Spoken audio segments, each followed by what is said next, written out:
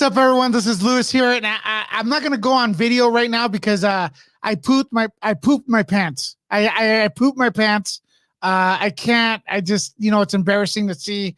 Oh my gosh. So here I have Jeffrey. How you doing, Jeffrey? It is the Nerd Report. We're here to recap The Mandalorian. I'm the J to the E to the double F -E. He's Louis Lecca. It's time for the Nerd Report recap of The Mandalorian. Woo! Look, and we have Mike in the house. What's up, homie?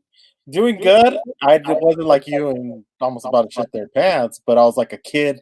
Like I turned back to a little 5-10-year-old like within seconds. Dude, I gotta say, I'm just gonna go all over the place.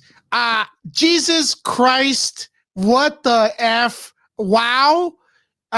They may have topped the last episode, in my opinion.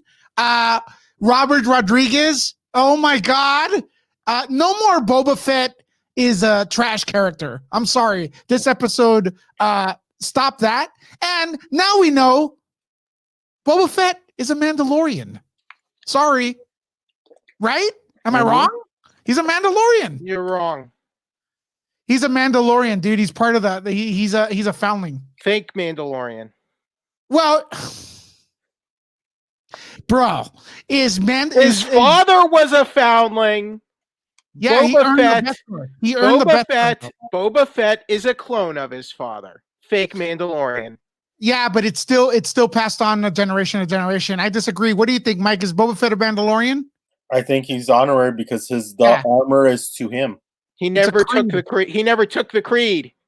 He's the same person. It's a clone. But anyways, let's talk about this. His father has no honor.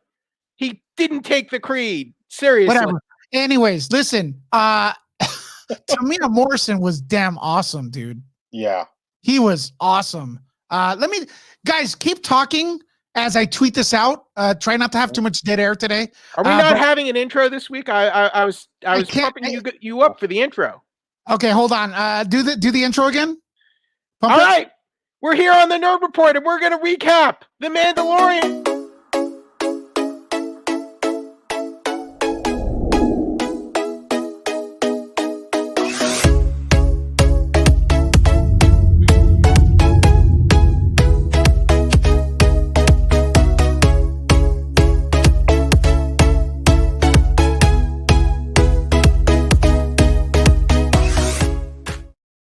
Guys, I'm back to video one. I'm Richard Blade. Hey, I'm back. I'm gonna tweet this and everything. So do me a favor, guys. Keep yapping. Keep talking. All right. So we finally make it to Planet Tython, as directed by Ahsoka Tano. So Din Djarin, the Mandalorian, takes the child who we now know is Grogu, who was raised on the Jedi Temple on Coruscant, to hopefully reach out to the Force and find a Jedi through the Force on this temple. So it looks like they finally did like some exterior shooting. We had an exterior. What? Go ahead. Well, we had a fight. I don't think we've seen many exterior, like actual sets, probably throughout the production of this show. It looked like they did some actual location exterior shooting here, so it was pretty cool. And they had that sort of kind of like Stonehenge looking set for the temple. And then we finally have the Slave One, the original Slave One was back this episode, and so we found out Boba Fett is back. It was Boba Fett from the season premiere, and he has been tracking Din Djarin, the Mandalorian, all this time. So a lot of big reveals this episode. What did you think, Mike?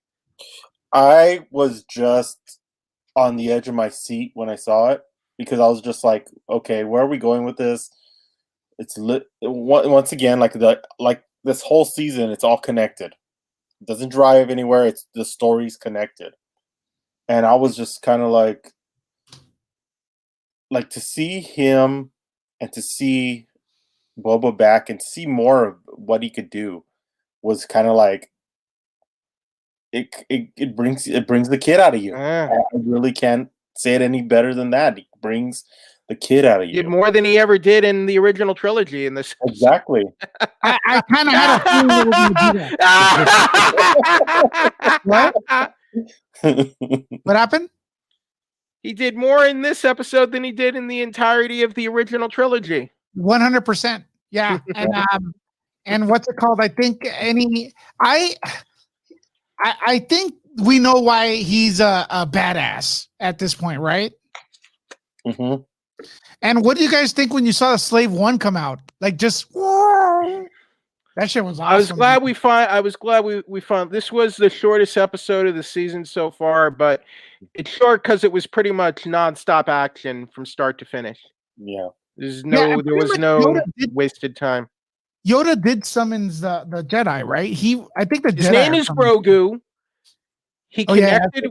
He connected with that sort of force rock and created like a force beam or a force beacon. Don't really completely know what that was, and it was like a force field, and they couldn't get to him while he was in that.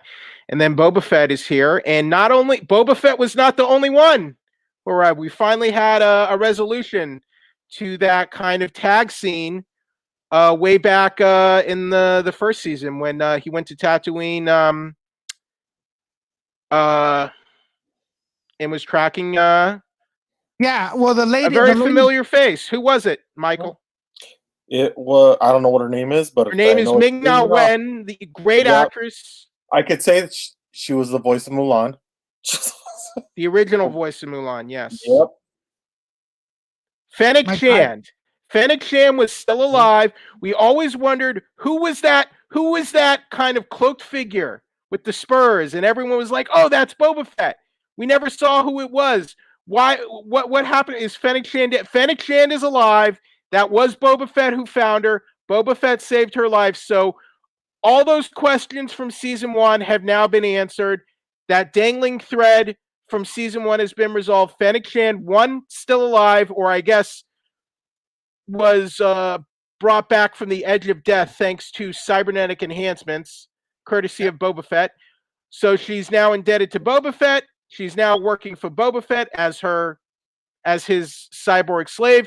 And Boba Fett was the one who saved her life. And Boba Fett has been tracking the Mandalorian throughout the galaxy. But why did Boba Fett not find the armor from Cobb Vanth if he was on Tatooine that whole time? So I don't know. Well, but we finally got all those issues resolved from season 1. No. One thing Filoni's doing an amazing job at is explaining things. Why do you keep saying Filoni? It's Favreau's show. Both of them. I feel like Favreau. I feel like Favreau. I think he's like he could direct it and stuff, and I think Filoni has the ideas like, okay, this makes sense here. The story's like this, and I feel like as far as like bringing it to film, I think it's Jon Favreau. But Favreau wrote this episode. Great team. But I think when it comes to the nicks and nacks, like, oh, is Boba Fett a Mandalorian and his dad and this and that? I think Filoni is probably the dude. A little bit more than Jon Favreau. Favreau wrote this episode. He's written most of this season and season 1. Right, well, whatever. I mean, I'm gonna say that they're both collaborating, and whatever's happening is amazing. This was the Robert Rodriguez episode I was waiting for. It felt longer than 30 minutes, but I was dying, hoping it never ended. I gotta tell you, I knew it was gonna be shorter, dude. When Boba Fett dropped that line, "I'm just a simple man trying to make my way in the galaxy," I fucking shit my pants, bro. That's why I'm not on right now. It was so momentous. You still haven't recovered. Dude, my mom and I, like, my mom's not, like I've said it on the show, my mom is a casual Star Wars fan. She doesn't like the movies as much, and she loves this show. We were jumping up and down like, holy poop, man. Like, wow. Oh my God, this and that. That thing was phenomenal. I dare to say this episode ended like The Empire Strikes Back. It was The Empire Strikes Back, man. It was kind of an Empire Strikes Back type of episode. Yeah. Yep. I can. Do see we that. know who's directing next week's? Yes, it's Rick Famu Yiwa Yuba? is writing and directing. Oh my God! Look, this week I was saying whoever's directing this episode has a tough act to follow, and he followed it. And Rick Famuyuba, I think his name is, he's great too. And holy poop, I don't know, man. I don't know what to say. Jeffrey, hold me. Jeffrey, hold me. I dispute the fact that Boba Fett is a Mandalorian. He's not a true Mandalorian. It's okay, man. I still love you. It doesn't change the episode. Right. To me, that's the little microscopic detail that I think this episode was clearly Jon Favreau.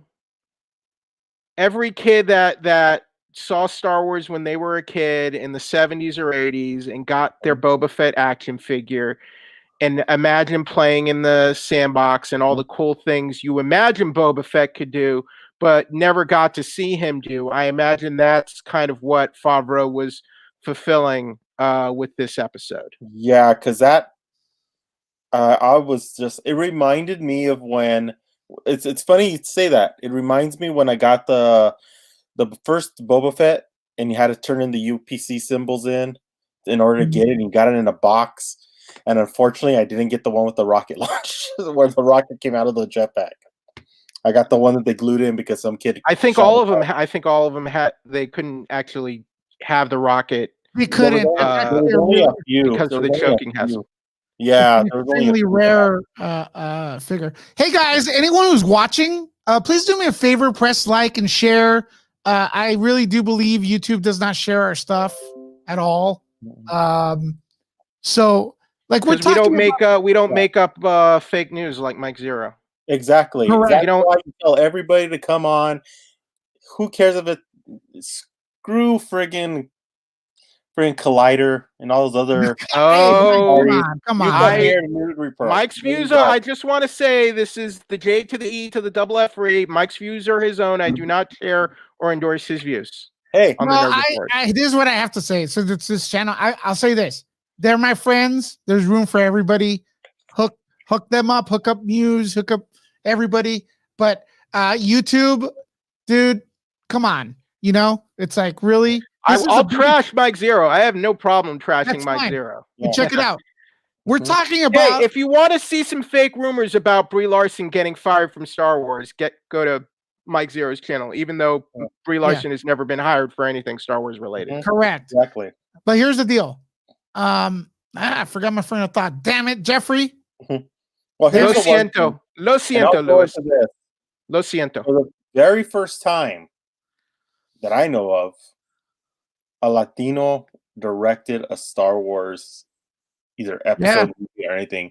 And for me, being Latino, that's like a dream come true, because growing up, you know, you always played and you wanted to be that. You wanted to do what Robert Rodriguez did. And I think for a lot of us, he really took the reins and made us proud.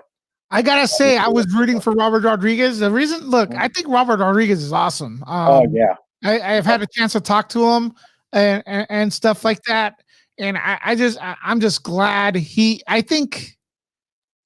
So someone said this is better than The Force Awakens, The Last Jedi, and Rise of Skywalker. I don't know about that. I mean, okay, well, hold on a second. Hold on. My opinion, this is the fourth best Star Wars after Return of the Jedi.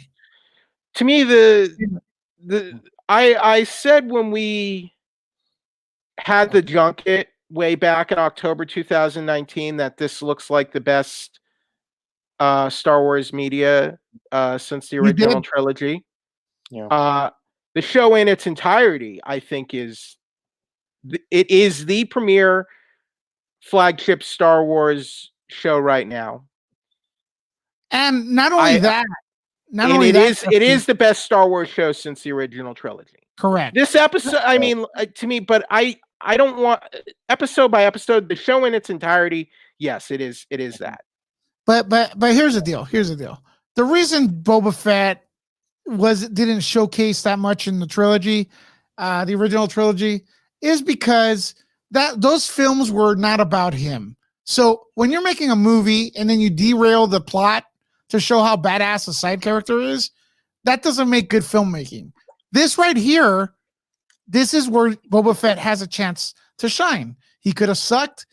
The big surprise for me is that I thought it was going to be Boba Fett against Mandalorian. And it turned out these three are uniting. That's so damn awesome. I can't believe it, dude. I can't believe how awesome that is. I'm just like, as we know right now. Boba Fett, here's my issue though. Boba Fett was never this noble, or was never this pragmatic in the original. Well, maybe not pragmatic. He was never this known. He was never shown to be this noble, honorable fellow. But maybe he was not. But maybe things have changed in recent years. So I would like to have gotten a better sense of him making this transition. Yeah. Well, the thing is, it's been a long time. He's gotten his ass kicked. But how's about his reaction to the Empire? Now look. Awesome. Now everyone's talking about spinoffs. Deadline did report there was a rumor of a Boba Fett spinoff, a miniseries for Boba Fett. There was supposed to be a Boba Fett movie that was going to be one of the anthology movies a few years ago before that got canceled. So I can see, based off this episode, maybe they will continue a Boba Fett miniseries. But if we do see one, I think we need to kind of see the evolution of this character and him going from the cutthroat bounty hunter to a more noble, honorable individual. Yeah. Guys watching right now, the view count is definitely getting higher because you guys are pressing like and sharing this video. I could see people doing it on Twitter. Do me a favor. Let me know a scale of 1 to 10 for the people who are in here right now. What do you give this episode? Scale of 1 to 10. I give it Bad Media. We can argue if we want. We're all friends here and we're all having fun. So you don't tell me what to do. I'm an adult. What did he do? Bad Media don't argue Hollywood P. We can argue if we want. We're grown men. We're all being fans. We're all fans here. We can have fun and still walk away. Paul, unless you're Mike Zero. Jesus. You only give it a 7, Paul? Wow. All right. Hillage and Helix. Tough crowd. Jedi Master Wanderer says 8.9. Yep. 8.9, but not a 9. Okay. Bad Fame Media, who was giving me a hard time earlier, gives it a solid 9. Okay, sure. So, viewers, keep them coming. Let's see what you thought of this episode. Also, well, I could see Paul says last week's episode was better. I could see that. I'm going to rewatch it. I feel like last week's episode was more magical with the Force, but today's action was out of control. You see, I don't like to really judge it episode by episode. I think in terms of meaningful revelations, last week's episode was very significant, but this week was sort of just wall-to-wall action and then big turning points. So to me, every episode is like a new adventure, a new exciting journey, part of the larger journey with the Mandalorian and Grogu, now that we know his name. So I'm enjoying it all. I'm enjoying the ride. And I think Armando Pena, because I know how to pronounce that. This is a 9. I like that. Armando. Thank you. This is a perfect reaction right here. Catherine, she says, too soon. I'm so shocked. I need to sit with this for a moment first. Lewis is still in shock. 100%. Lewis is like he's paralyzed and just overload. Yeah. And just nerdgasmic overload from this episode. Let's see who else. Gianni Provenzano. That episode was good. The Force scene was way too short. Grogu on the Rock, 8.8. Scott Levi, it was an 8. Bad Fame Media, my adrenaline was pumping. All right. Thanks, guys. And here's the thing: I think that you can't really judge them in this season. You can't really judge episode by episode because they kind of all are telling one story. No, you have to, because then we wouldn't have a show here. Well, no, because you can't really, because each episode is leading to something for the next. Yeah, episode. I feel like we're getting to like a big moment in the season finale. Yeah, exactly. I think in the next 2 weeks, the last 2 episodes are going to be epic. Not only, I feel like, how could it get better than this? I'll tell you one thing. It depends. They kind of seeded in that idea of what's going on with Mandalore. I think that's, I don't know if that's going to be the main crux of the next 2 seasons or season 3 and 4, but that's one direction the show could go in, where, because we really don't know what's going on with Mandalore, even in Rebels, where they showed a lot more Mandalorians and Mandalorian culture. We really know very little about these people. Very little. So there's a lot they can do. Are those super troopers, or are they called death troopers? Dark troopers. They Moff Gideon even called them dark troopers in this episode. And the English audio description from a couple episodes ago even called them dark troopers. But this is the first time they were called dark troopers on screen. Giancarlo Esposito, I guess that's the pronunciation of the name. Giancarlo Esposito. That guy is, I hate him.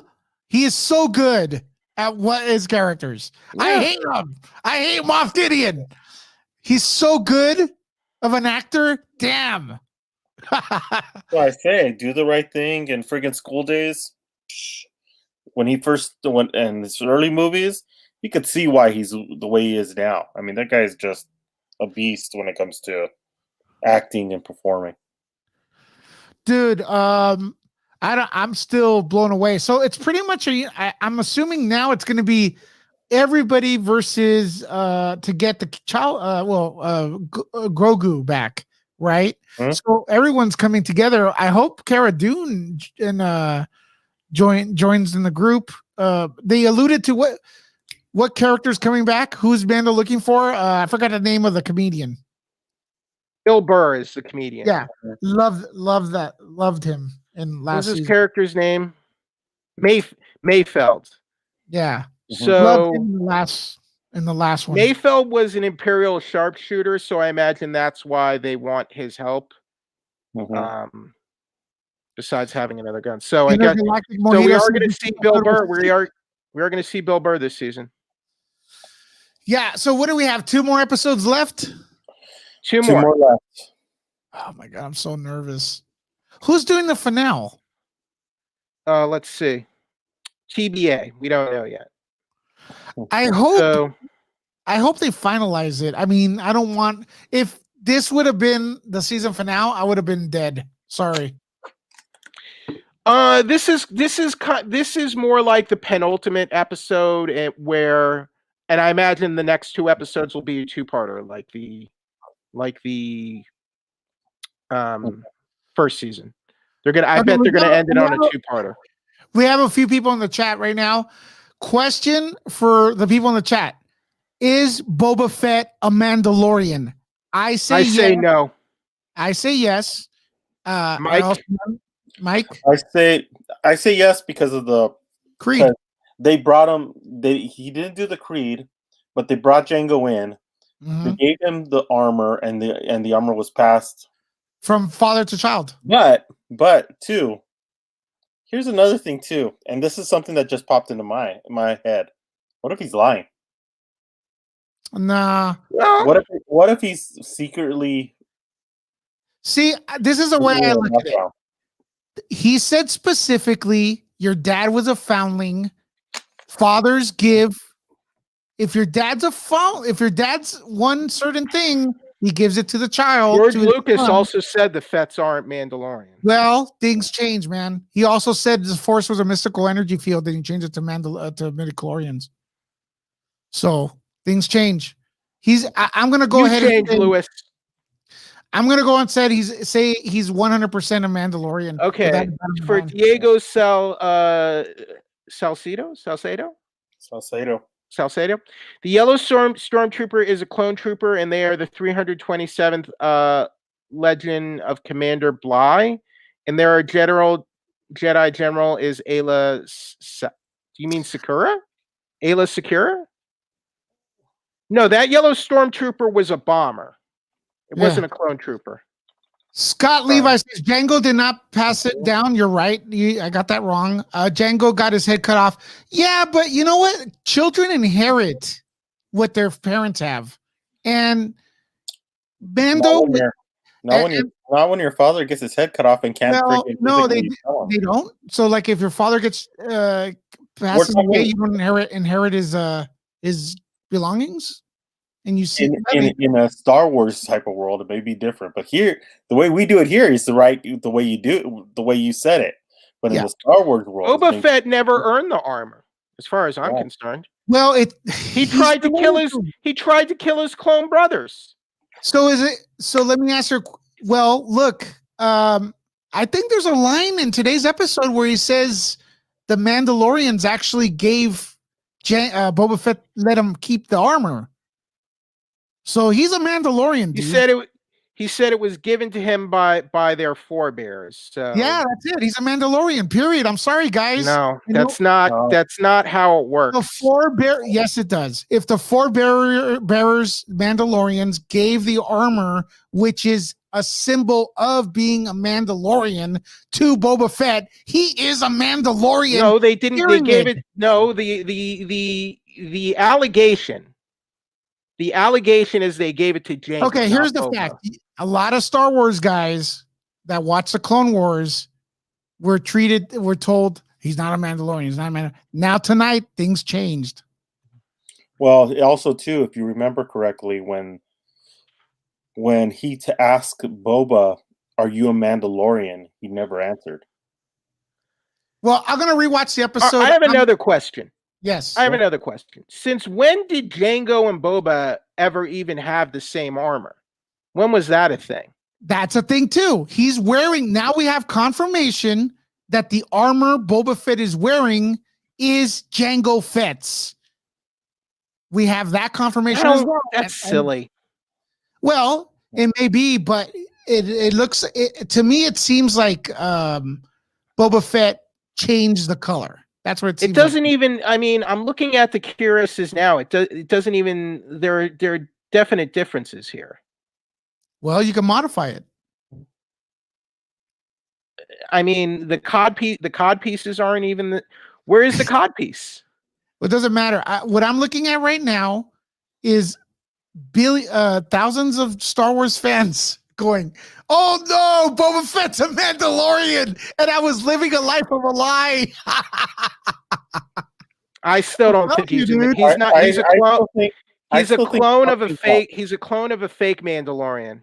Mm-hmm. Oh God! To me, Mandalorians born and raised on Mandalore have their own family armor passed down through generations. Okay, was Din Djarin?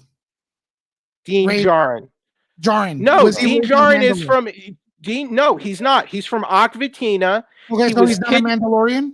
No, he's not. He was kidnapped by Death Watch. Jeffrey, I'm sorry. And indoctrinated and brainwashed by the Death Watch. He's a child of the Watch. Mandalorian? He's not a true Mandalorian. I don't think so, no. Okay, so the show has a wrong title then. He's a proverbial Mandalorian. Okay. Is he a Mandalorian, yes or no? Press 1 in the chat if you think the Mandalorian from the TV show is a Mandalorian. Press 2 if you don't think he's a Mandalorian. And then this is where I'm thinking right now too, that I gotta add into this. It's like every good Western. There's a good guy and there's a bad guy, and there's always that one guy you don't know if he's good or bad. And if you look at old classic Westerns, yeah, I just have that feeling that Boba Fett's the highest. You don't know which way he's really lying. Boba Fett could lie, dude, if you pay him enough. Exactly. Yeah. That's why I say it's gonna be interesting to see how they develop his character. Okay, here's the truth of the matter. I think he's gonna be an anti-hero. Like and I do kind of think maybe he's gonna have his own show. Well, technically, already is an anti-hero now. Now he is, as of today. And I do agree with you, Jeffrey. I think I think today his character was much more sympathetic, more than what we're used to seeing. Then again, it doesn't really contradict the original trilogy because we didn't see much of him. You know what I mean? Yes, but in the supplemental material, he was very much a cutthroat. I don't really care about anybody. I'll sell my skills to the highest bidder, even to scoundrels and bad people. I don't care. He didn't care about who he hurt. He hurt and killed innocent people. And I'm okay. I can be okay with this transition if in the miniseries, if they do this miniseries, if the miniseries is real. Here's my caveat. Show him. I want to see the moment he gets out of the Sarlacc pit and where he goes from there and where he'll probably talk about it. Yeah. I want him to pick up the pieces of his life and see, okay, the Empire is gone. Now the Empire is gone. I have to live with this, and maybe he sees things and he sees the wrong he's done, and he becomes sort of a more noble, honorable individual. He's trying to redeem. He's on a path of redemption. And go ahead. in the comments, Kevin Downey actually makes a good point. Just let me read it really quick. But maybe Boba was just surviving in the crazy times of the Empire. If you can't beat him, join him. Yeah. Well, he's highest bidder. He has no loyalty. Yeah. But here's the deal. What's a clone? An exact duplicate. So if Jango's a Mandalorian, his exact duplicate's a Mandalorian. And guess what? He refers to him as his dad. And things are passed on to your child. And plus, Din Djarin is very anal about who wears that suit. And he obviously let Lewis, my dad was in the Air Force. Does that make me an Air Force man? Boba Fett is a Mandalorian. That's why he let him wear that suit. Period. Go ahead, Jeffrey. My dad was in the Air Force. Does that make me an honorary member of the Air Force? Do you have Air Force skills? No. Okay. But my dad was in the Air Force. My dad was an Air Force man, so technically I'm legacy, right? I don't know. By right of blood, because this is what you're basically arguing. Your same nationality as your dad, right? What was that? Are you the same nationality as your dad? Yes. Oh no, you can't be. Can't be. Catastrophic one. Has a good we're not talking about your dad. Yes, you're the same culture as your father and mother because that's Mandalorian is a culture. It's like Cara Dune. Mandalorian isn't a culture; it's a creed. Which is worse. It proves my point more. Meaning you don't have to be born on Mandalore. Okay. That means that there's different kinds of Mandalorian also use the word Mandalorian. Except Mandalorian is a culture. There's a planet called Mandalore. There are generations of people who were born and raised on Mandalore who are actual Mandalorians. So yes, it technically is a culture. Those type of Mandalorians. Boba Fett? Yeah, fake Mandalorians. They're these fake idolized Mandalorians pretending to be Mandos. That's like saying that if you come in and get an American citizenship, you're not American. Crickets. Yeah, that's not the same thing. That's not the same thing. You're still American. That's not the same thing, though. It's exactly the same thing, guys. You're legally ratified and approved as a citizen. So yeah. Okay, and then the eyes of the law, yes, you are. Okay, so someone comes into the United States, becomes an American citizen, and then their kids are born here. Are they not American? Yes, they are. No, but their parents are from another country. How could they be? Once again, it's real world logic into a fantasy logic. You're not. And Lewis, you know what this is? One, apples and oranges. Two, false equivalences. I'm right. As always. Guys, I really do think I may get a lot of thumbs down in this episode, but I don't give a crap. Listen, millions have cried. Boba Fett's a Mandalorian. It's so funny because I get into so many arguments with people about that. And it's like, hey, bro, it's like, why do you have a suit? My dad was a foundling. Oh my God. He's such a man. First of all, I'm like, bring up Catastrophic One's comment right now, the very last, the latest one that he posted, and then continue. Okay, two different Mandalorians. Okay, this is going fast. The Mandalorians once take the creed and people born there is two different things. Cool. You're absolutely right. And they're both Mandalorian. They're two different. They're not.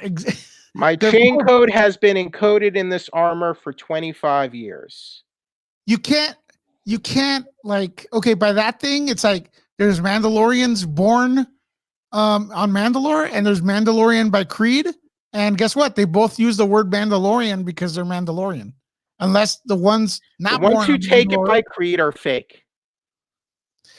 It's both like being ethnic. Well, see, this is a way I know, but maybe you could clear this up more, Jeffrey. It's both like you can ethnically be Jewish and religiously be Jewish. Could you be culturally Mandalorian and Mandalorian by creed? That's the way I think that explains itself. I mean, you can convert religions. That's allowed. Yeah. Bo-Katan did not deny Din Djarin of his Mandalorian say so. You would deny Boba Fett of his. Perfect. Here's my point. Can I make a point here? Please sub. Everyone else. Austin Hale. Here's my response to that. No, Jeffrey. Din Djarin was adopted by a terrorist group, the Death Watch. He was indoctrinated and brainwashed and taken from his home planet by a group of dissidents who was trying to overthrow their rightful leader, and they did it through criminal, illegal action. You can't trust the people who took Mando in. They're not trustworthy. Yeah, but the super battle droids were going to kill him. Yeah, you want to know what else? They're probably the ones who set that up, Lewis.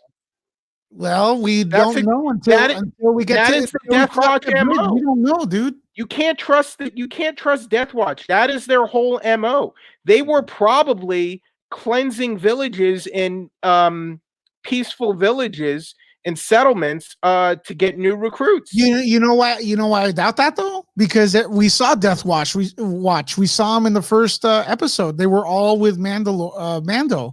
Number one, Mando is a cool guy. He's very, very honorable, right? From what we've seen from the two episodes. He was raised among them. He doesn't seem like a terrorist to me.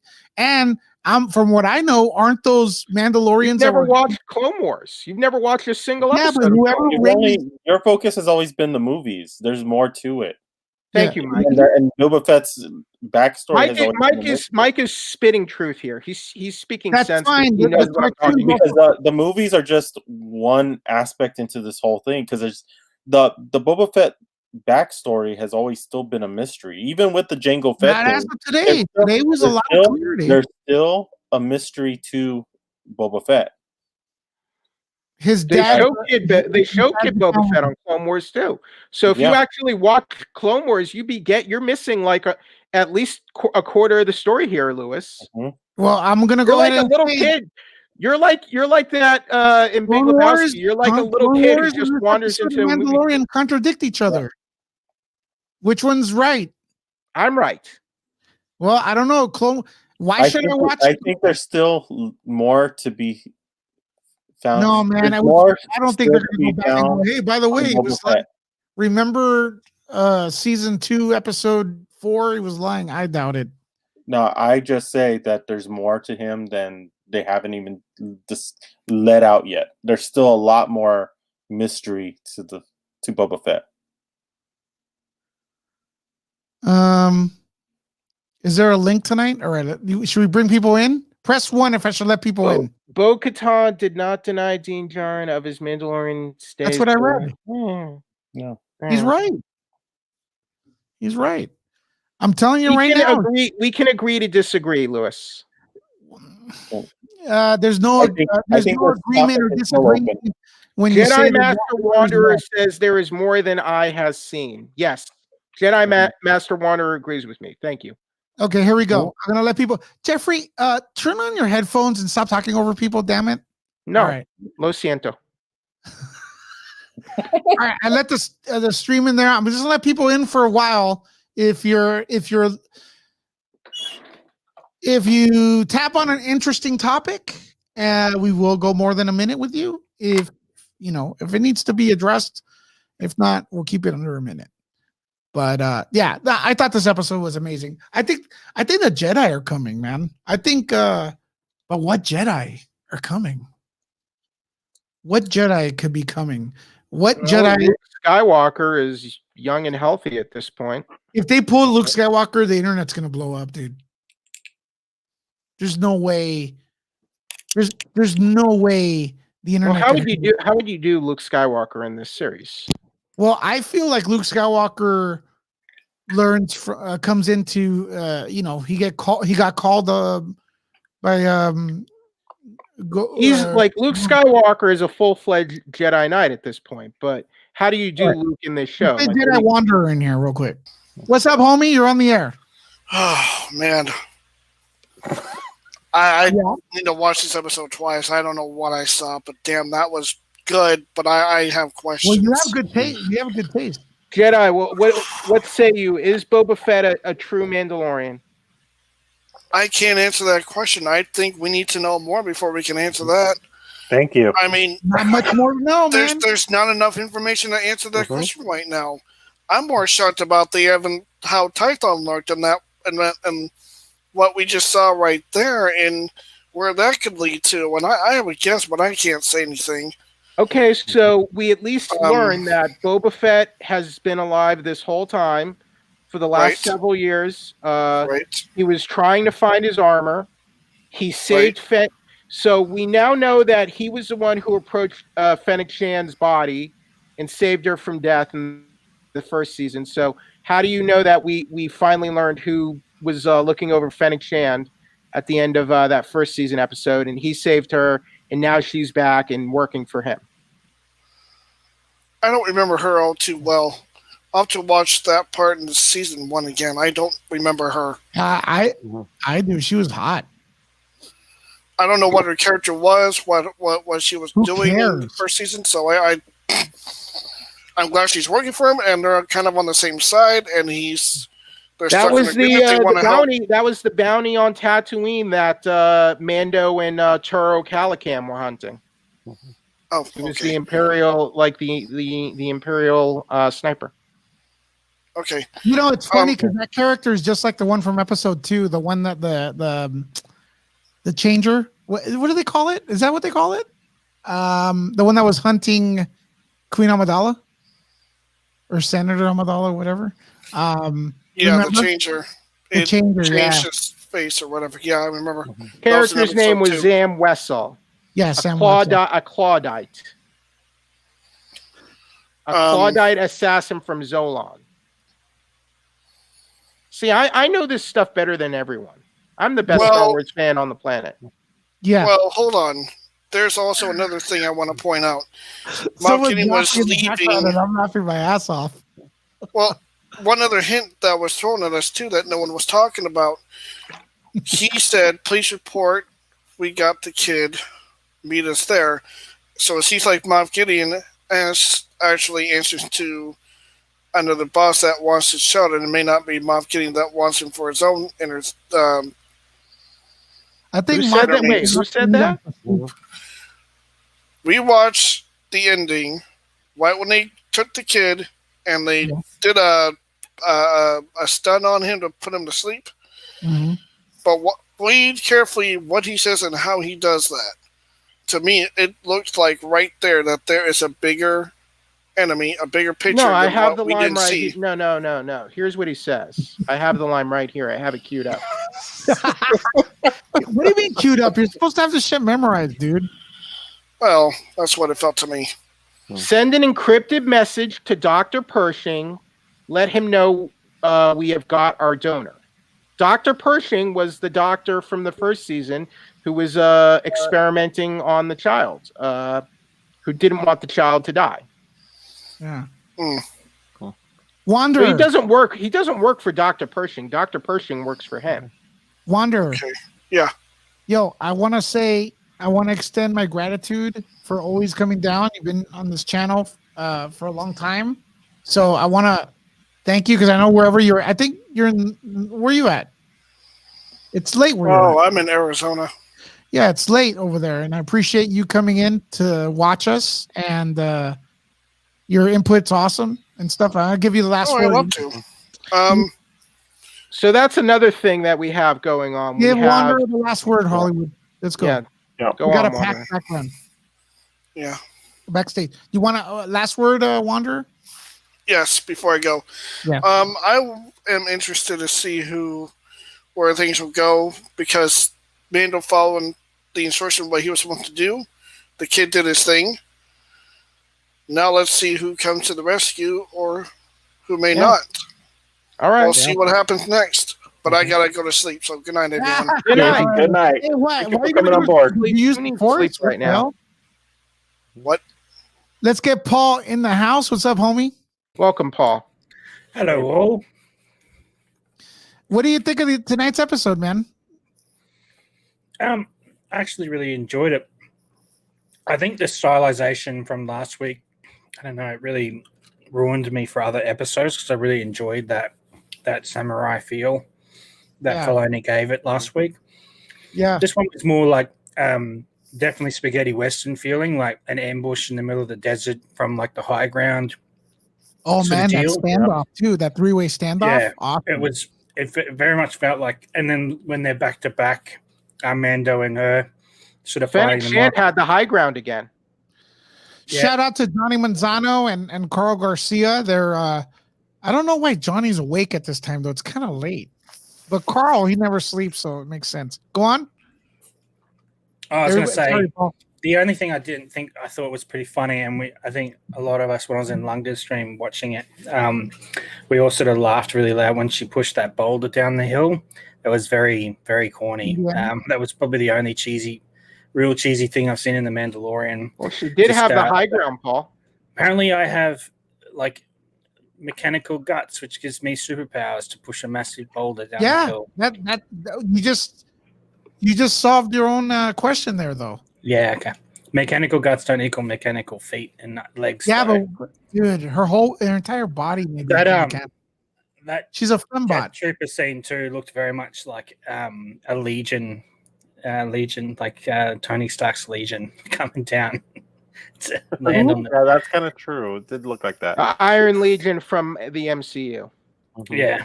Well, it's the same production house. It's both ILM, right? Yeah. Just reminded me a lot of Iron Man's robots, but that's a side thing. That's why I sort of give it a 7 out of 10 because I think the peak of this series was last week, episode wise so far. But I think next week is going to be a jailhouse break. We know that. Paul, obviously, Kathleen Kennedy had more input on this episode, correct?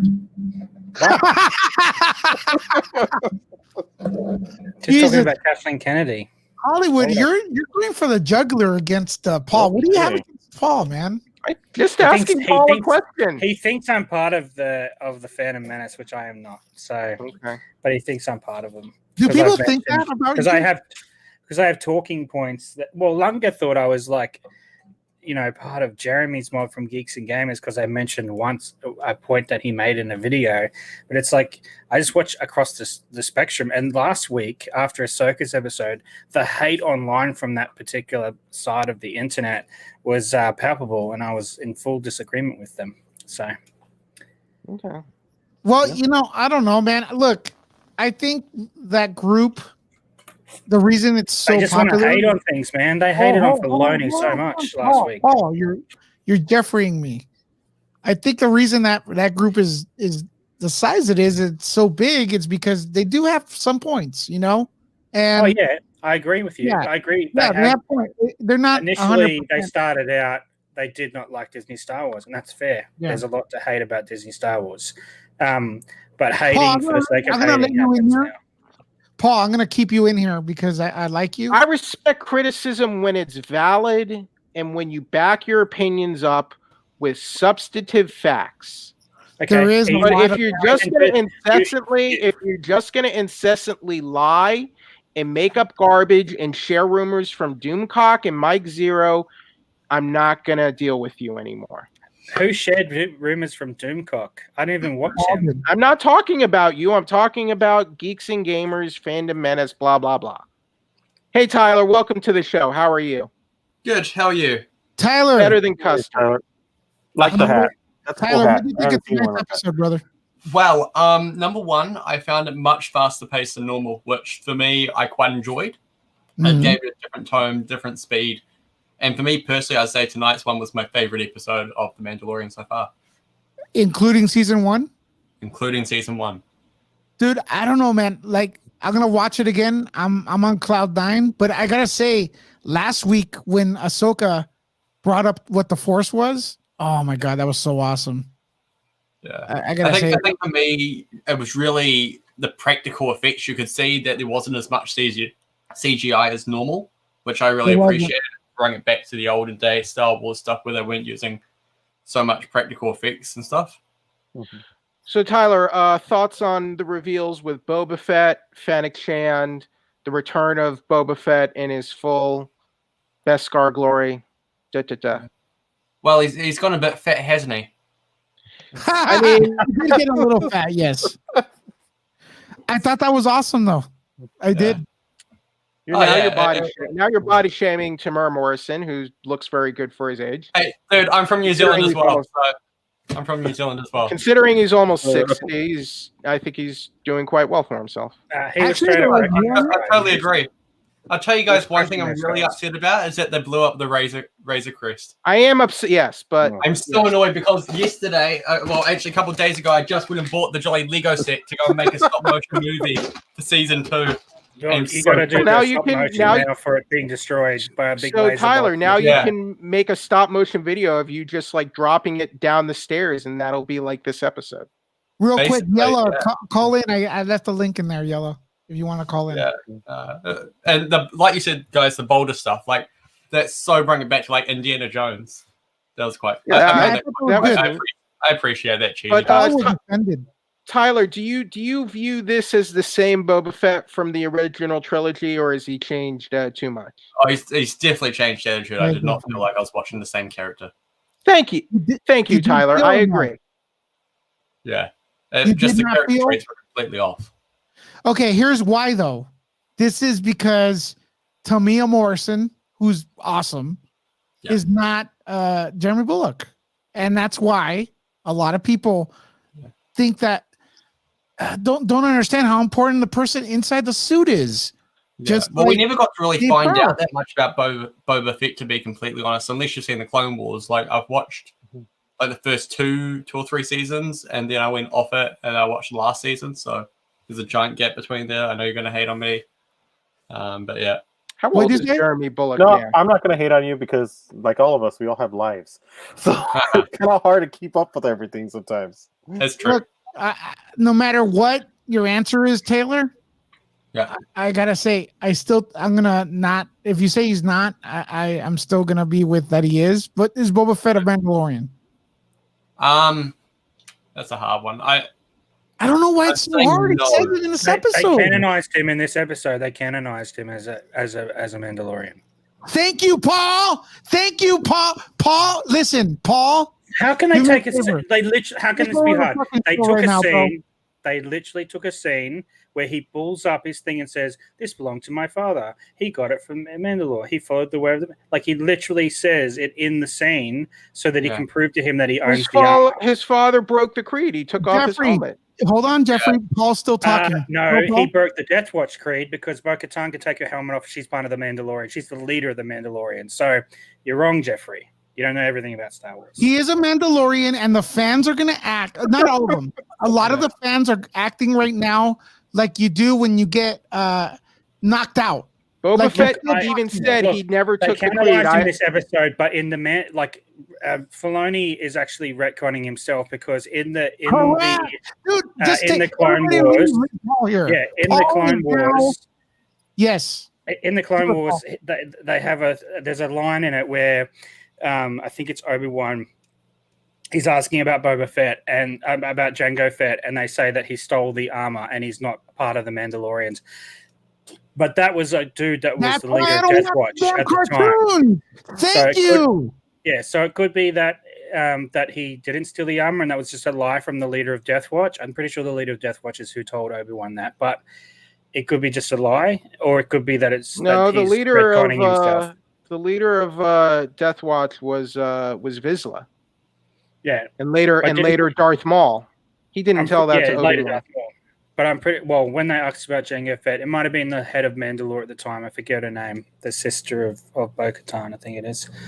Because I haven't watched Clone Wars in ages. This is a But anyway, he wasn't a- originally because George Lucas. He even I'm Mhm. pretty sure there's a interview or something somewhere where Filoni talks about George Lucas saying that Jango wasn't a Mandalore, neither was Boba Fett, and so he's just retconning himself. in Here this is the episode. line. Here I have the line right here. Prime Minister Almec. Are you certain? I recently encountered a man who wore a Mandalorian armor, Jango Fett. Jango Fett was a common bounty hunter. How he acquired that armor is beyond me. Yeah, yep. So he wasn't a Mandalore. Yeah. So Filoni's retconning him in this Fake man. episode He's a as fake Mandalorian.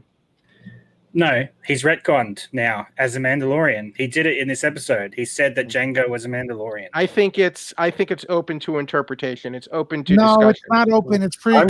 I'm saying it's a maybe. No, dude. I We think don't know Tyler enough. agrees with You me. must I pick one agree side with or the other. Tyler. What say you? For which bit? Sorry. Who is the true Mandalorian? The Mandalorian from Death Yeah, Watch. yeah. Din Djarin, clearly. Yeah, and Din Djarin's very anal No, and about who wears that I armor. disagree with Jeffrey earlier. but He's Pedro like, oh, the Pascal is Mandalorian not. is a Mandalorian because he's from Death Watch cult. No, there's different sects of Mandalorians. They're all Correct. Mandalorians, though. Mhm. It's like saying the Protestants don't believe in Jesus because they split from the Catholic Church. No, they all believe the same thing. They just have different traditions. That's how you explain Death Watch and the Mandalorians that Bo-Katan are a part of. It's not a different religion. sects. It's not a It is the religion. religion. No, It's no, a way. This is the way. Yeah. It's their religion. It is their religion. They're raised to be that way. Except They're for the zealots. fact that there's an actual planet with Did you actual watch the Clone royal Wars? Death houses. Watch- It's basically a cult. That's basically They are what it zealots. is. Death Watch Being is brought a up. cult of zealots, like about the old ways. Even Bo-Katan says it 2 episodes ago. She's I am like, not. "You're part of Death Watch." Paul, Like let you- me ask you a question, Paul. You real shouldn't quick. legitimize a cult. Hold on, Paul. Oh my If I go to God. Australia, right, and I become an Australian, I get my paperwork, whatever it takes, right? Am I Australian? Here we go. Yeah. Yeah, you're Okay. Australian by immigration. Yeah. Yeah. And is my son an Australian? Yeah. Okay. When he's born? Okay. Yeah, well, if you're born in Jeffrey says Australia, no. then you're Jeffrey Australian says you're citizen, the only Australian because you're born here. I mean, look, if the planet Mandalore says we recognize you as true Mandalorians, then yes, but that hasn't happened. Okay, So- do you think Bo-Katan is gonna go to Boba Fett and say, "Hey, don't take that armor off. You're not a Mandalorian"? I mean, she has more right to do so than anyone else in the Star Wars universe. Well, do you think she's gonna do that? That's my question. No. I mean, here's- she might. Who knows? Here's the problem. It's possible. We don't know yet. A lot of fans of the animated series, which animated series is good. I'm not saying it's bad, but have gone and argued for decades that Boba Fett and Jango are not Mandalorians, and today they got hit with facts because, like Yellow said in the chat, he pulled out his paperwork. Not Lewis. I think I still say there's something around there, and we're gonna learn more about Boba. There's still Yeah, more to see. I would Okay, say I Mike- would qualify remarks with like this could See- be just see, something Lewis? that Boba believes from when Mike, he let was a me kid. call you Exactly. And Lewis. See, here's the thing. Let me call you out, I'm Mike. going to call you on something Who- right who now. the Let me Boba- wait. who's the Mandalorian? Wait. Let me talk. Jeffrey. I'm gonna because I let everybody have their time to talk. Let me talk right now. Okay. See, Lewis, here's the thing. Mm. You go by a lot of what your facts are from the movies, and that's only one section of this whole big universe of what we call Star Wars. now, because when we grew up, it was only the movies and the books. And now we have books, movies, TV shows, cartoons, and everything like that. The one mysterious point still in a lot of this is Boba Fett. No, it's not. We see, Not yes, as there of is. tonight. As There's of a tonight, lot. it's not There's a mysterious. lot. See, here's the thing. Have you read any of the books? Have you seen Yeah, the cartoons? Yes, the ones Disney with one stroke of the pen deleted. Yes, I've seen those. Besides Disney, because they're picking out from a lot of the extended universe Paul, to put into and this new Disney thing. I've seen the episode as well. I Paul still say Uh-huh. that there's more to Boba Fett that we don't know about yet. Did you take the creed? I give my allegiance to no one. Kaboom! Fake Mandalorian, not a real Mandalorian. No, you're being as zealot as that. Like Bo-Katan, when he first meets him and he says, "Why do you take your helmet off?" And she's like, "Oh, you're one of them." She's not saying, like, Yellow's right in the comments here. Yeah, she didn't say you're not a Mandalorian. A religious She said, cult of zealots. You're from the Watch. Yeah, That's a what she group. says. Yeah, a group of Doesn't make him dissidents. not a Mandalorian. Paul, Doesn't, do you this know is what the Death way Watch it's not a did? Mandalorian saying it's a Death Watch. It's a Death Paul, Watch saying. do you remember what Death Watch did in the Clone Wars? Are Yes, they I do. Mandalorian? Wait, Jeffrey is But Death. they're are Death Watch Mandalorians. They're Mandalorians? still Mandalorians from Mandalore. Yeah, and they all took Mandalore. one. They all took off their helmets all the time.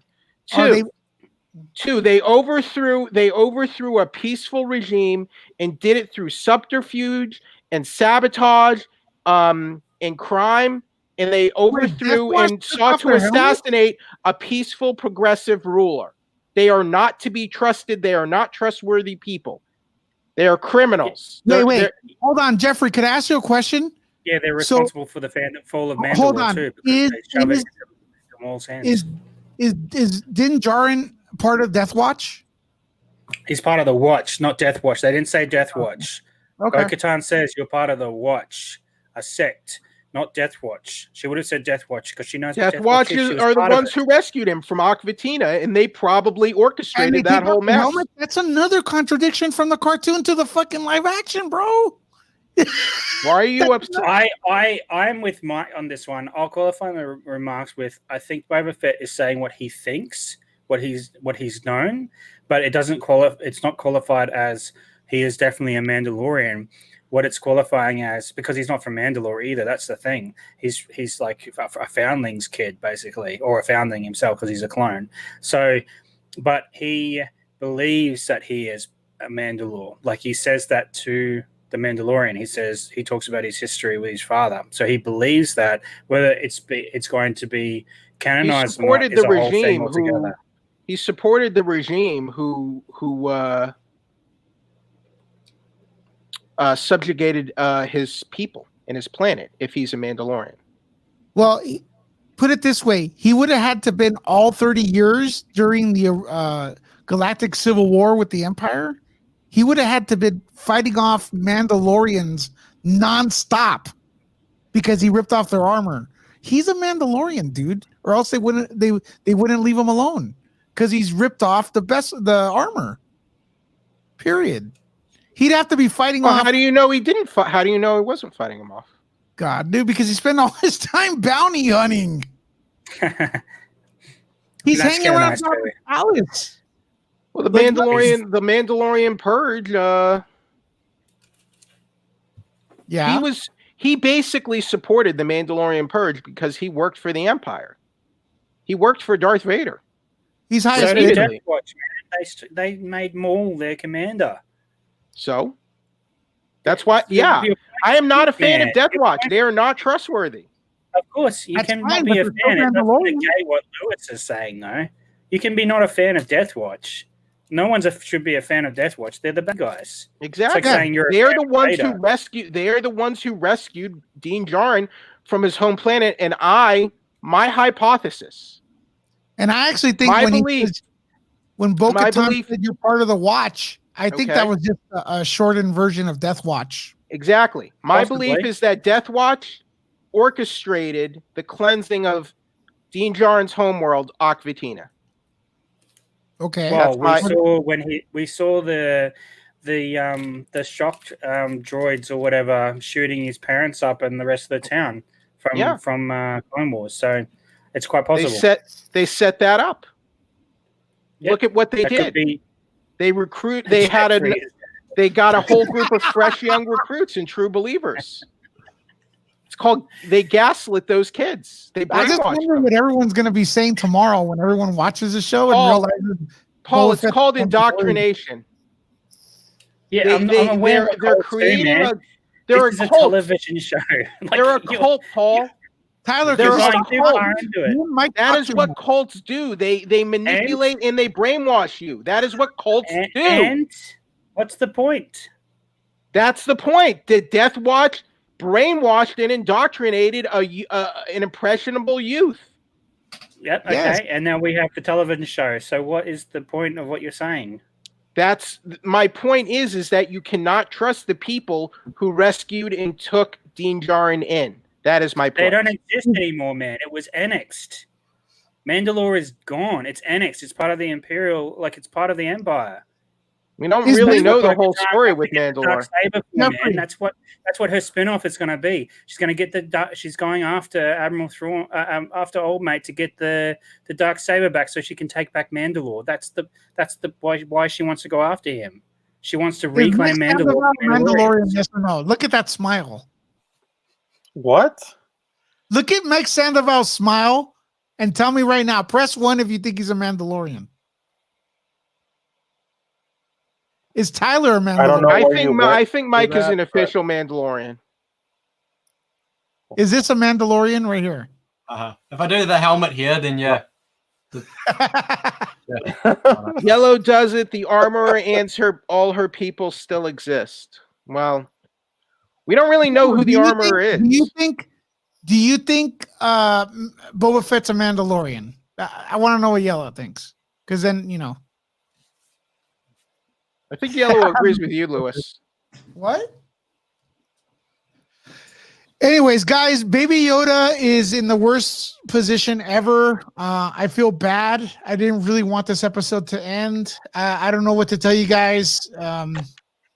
Intergalactic Mojito. The reason he wasn't affected by it is because he was. By what, Jeffrey? Read her question. Why would Boba not have been infected by Order 66? Because he was given normal aging and he didn't have the chip implant. That's why.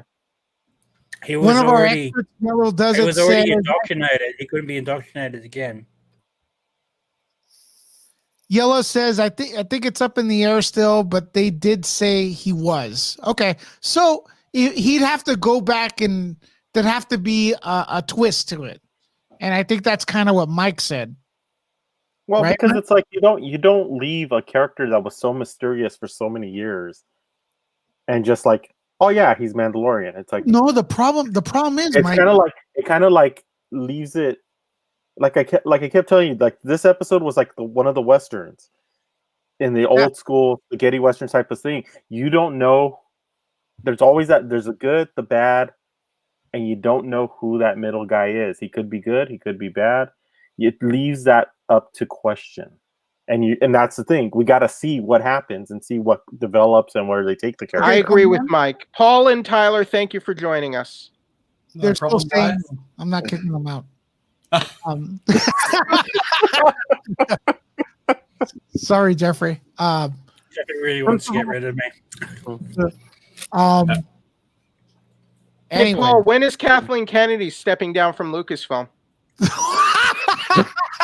Oh man! I have no clue, man. I have no idea. When a contract ends. Yeah, that would be my opinion. That would be my only opinion, that she'd be stepping down when her contract ends. That's it. Hey, Paul, who picked Kathleen Kennedy to be the president of the company? That again? George Lucas. George Lucas. What is your obsession with Kathleen Kennedy, man? Is Kathleen Kennedy? I'm just asking you a question.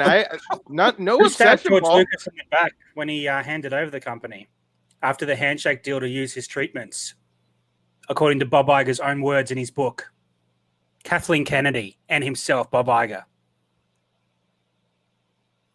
That was a good book. Bob Iger never said that. That was interesting. Yes, It's he in the did, book. man. He in the literally book. said he had a handshake deal with Lucas to use his treatments, Yeah, and he but Paul, didn't. if it's written, it's not true. And That's then Jeffrey. George literally calls Disney white slavers now, man. They hate each other. That's because he betrayed him. So take your hate for whatever people that don't like Kathleen Kennedy. Who hired 4 directors for a solo movie? Kathleen Kennedy. Here's what Bob Iger actually said. I have You like it right facts? here. Do you want the facts? I have a Okay, hold on. fact. Let's see what I have a Jeffrey fact has. right here. How much money George, did Solo make? George, Nothing. here's It what costs money. Bob Iger wrote in his book.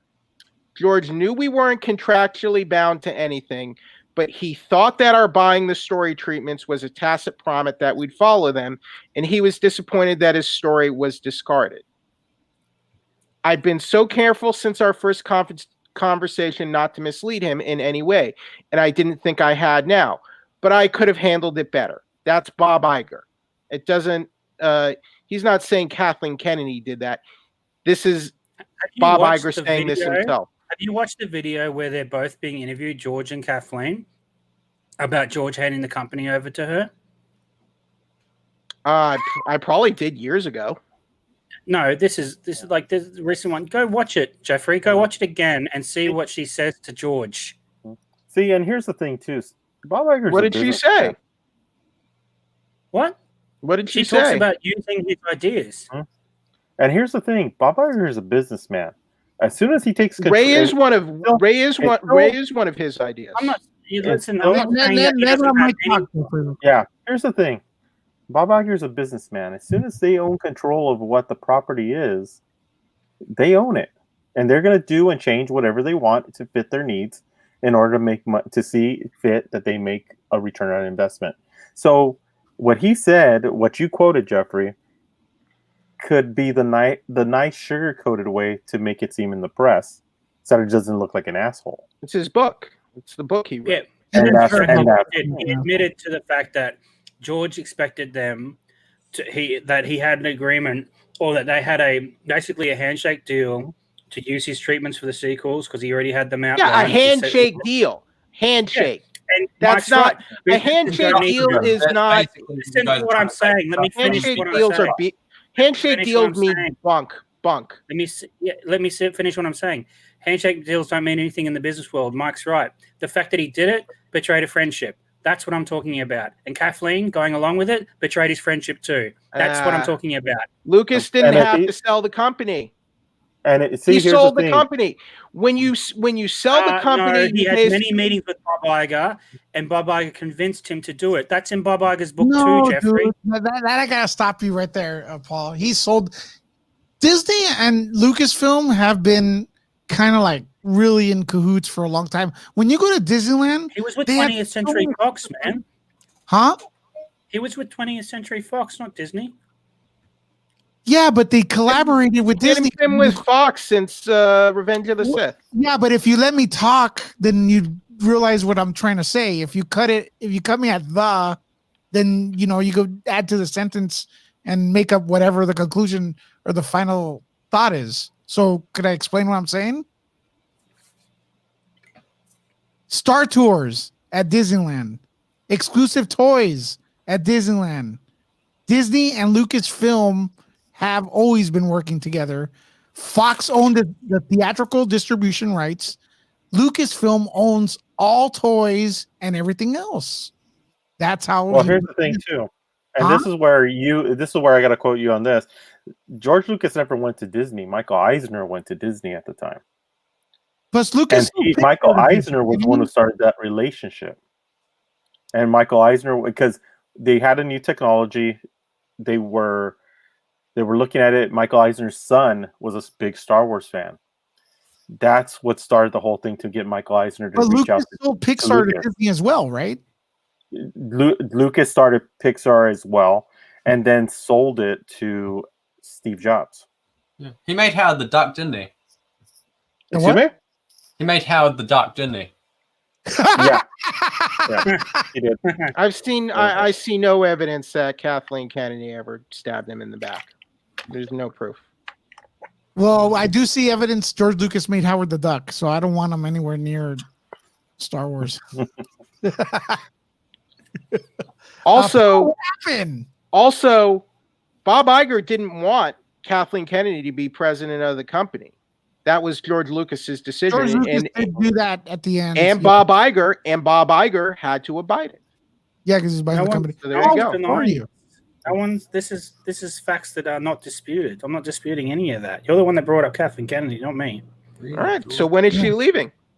Oh, I want to ask you one thing, Jeffrey. Go ahead. Was the sequel trilogy a success or failure? What's the what? Huh? Apollo Was the sequel trilogy Apollo 14? a success or failure? What was what a success or The sequel failure? trilogy. Was the The sequel sequel trilogy of Star Wars a success or failure? By what metric? Okay, by the metric of between The Force Awakens and Rise of Skywalker, it lost half the money that that Force Awakens made. They lost half their fan base over two other movies. The fact that Solo lost money because she hired different directors. Who's responsible for the money that goes? You're talking about different things. Now you're conflating. Yeah. So do you No, mean no. the sequel trilogy I'm or talking about her as a Disney? producer. or all- I'm talking about so her Paul, as a producer. so let She's me the ask money, Paul. isn't she? So who's Paul, it are you relying asking on? Who do you cut? just? Let me simplify this. Are you asking just the sequel trilogy or all of Disney-owned Star Wars? I'm talking about Disney-owned Star Wars. Who's in Success. charge of producing? Success. I say success. You think it's a success? Yes. Okay. So how's it a success? Because we have the Mandalorian, which is the greatest thing. Are you serious? The greatest. The Mandalorian is their last best hope to save the Star Wars franchise that they've pushed into the ground. Yeah, to shit. what- yes, I am Going along the whole All right. world. I'm answering your question, Paul. We're so let going me back to finish. Mandalorian right after Paul? this. Guys. Don't talk over me again, or I'm not going to What was that tolerate it. again? Paul, don't talk over me again because I'm not going to tolerate it.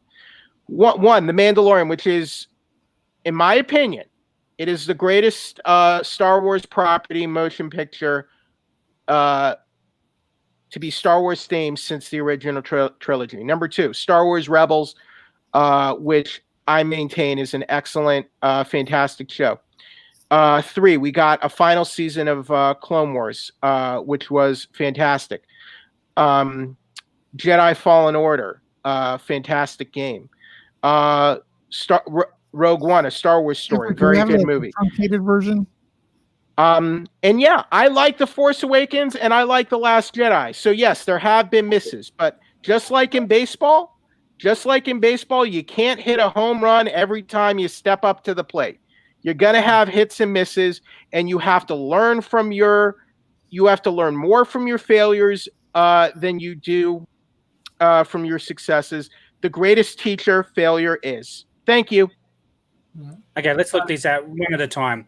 Mandalorian, the only thing going for Star Wars at the moment. Rebels, a kids show. Clone Wars, headed up by Filoni, and already was under George Lucas before he sold it to Disney, so it doesn't count. Kid show, blah blah blah. Rogue Jeffrey, One. They're on Rogue One. Cartoon Network, dude. Who's I'm talking like, over who now? let Paul talk. Jeffrey, yeah. Rogue One, I'll give you that one. It's probably the only decent Disney film that they've made. I'm talking about films here too, by the way. If you want to go TV shows, we can go TV shows. But again, What's wrong with TV? you're I mean, talking we don't even have a film business in this world Can we anymore. start off with the Jeffrey, holiday special Jeffrey, then? If we're talking guys, about let Paul finish Low first brow. before- We're talking about like low end stuff here, like stuff that entertain children, not stuff that entertain adults and people who have grown up on Star Wars. As a whole, the sequel trilogy is a complete and utter failure. It has broken the fandom. It is like The Last Jedi is one of the most like controversial films, if you want to call it that. It broke a fandom, and anybody that tries to deny that is out of their mind if they don't think it is. None of the toys sell, which is what Star Wars used to do. Used to sell mass loads of toys. They don't sell any toys from the sequel trilogy. They've lost money there. Yes, they do. They That's lost money on wrong. Solo because Kathleen Kennedy, the producer, went through 4 different directors to get her vision of what she wanted Han Solo to be, and even that was a terrible generic sci-fi that they slapped Star Wars on with a crappy name, try and make explanations for all the stuff that Solo did in the original trilogy or previous to the original trilogy. She has failed as a producer, man. She's failed. She lost half the fan base over 3 movies. She's failed. She's So what credited. did George Lucas do with the Doesn't prequels? understand Star Wars. She allowed directors to write their own movie. Get out of here. Inside of her own trilogy, she let one write a mystery box movie, the first one. She let another one go, no, I don't really want to pay off on any of those. Oh, you're a machine tonight, dude. She but the original back to try and save it, and they just read a Reddit thread together and made a movie out of it. She doesn't know Star Wars. She doesn't know the lore. George Lucas doesn't know Star Wars. The fact that she signed off on a suicide maneuver, light space move that you could just do with a droid and an X-wing that threw the Death Star to finish it, nullifies the original trilogy altogether, is ridiculous. The woman doesn't know Star Wars. She's on the trails. Did the Phantom Menace break the fan base? Did the Phantom Menace not split the fan base? Were people not disappointed with the Phantom Menace? The Phantom Menace came about because of the sequel trilogy, man, not the vice versa. The Phantom Menace didn't exist before The Force Awakens. What are you They didn't talking exist about? before The Force Awakens, man. All these channels that have cropped up, World Cup bullshitters. The Jeremy Phantom Kicking- Menace, the movie, not the YouTube channel. Come on, the movie, Dude, the Phantom prequels. Menace. Oh, you're talking about the actual movies? Which talking about George Lucas paper? maintains are made for kids, not made for adults, as you say. And George Lucas, your shining idol, who maintains that his films are made for kids, not for adults, while you poo-poo Clone Wars or Rebels as being made for kids, even though they're great stories and they're with great characters. I say Clone Wars was started under George Lucas and Filoni. Okay, guys, time out real quick. He just finished out his own vision, man. Kathleen had nothing to do with that, except for maybe funding it. I think so I think both of you guys have a point, but let's get back to Mandalorian. But I want to ask the crowd a question. Okay, press 1 if you think Paul and Hollywood Purgatory should have their own personal show here, and would you watch? Because I would. I'm gonna press 1. Yeah, I'm gonna press 1 too. Let's do something better. Press 1 for that, and press 2 to have Paul and Jeffrey. As for the toys. Jeremy's just going to bring up Kathleen Kennedy every time, and I don't care about Kathleen Kennedy. As for the toys, I'm a bigger Star Wars fan than I'm a Star Wars fan, Jeffrey. So I don't really care about Kathleen Kennedy. I believe Paul. You've lured me into this group of people that hate Kathleen Kennedy. All I think I don't think so, Paul. That she's produced Star Wars in a terrible way, and she needs to go. There needs to be a different direction there. That's all I've said. I think both of you guys are fans. I agree with Paul. I think there does need to be a different direction. You know, it's time for change, and I think The Mandalorian is the start of it. Yeah, I think, but I think both. I think the fact that she produced it. Yeah, I think both everyone on this panel are at the end of the day they're passionate fans and they want to see Star Wars do better. So both Paul and Jeffrey are big fans, regardless of their disagreements. And there you go. I don't think it's anything personal. But one thing that is uniting us is Mandalorian. Are we still on that point? Yeah. Okay, to get back to Mandalorian, let me bring this up to Mandalorian.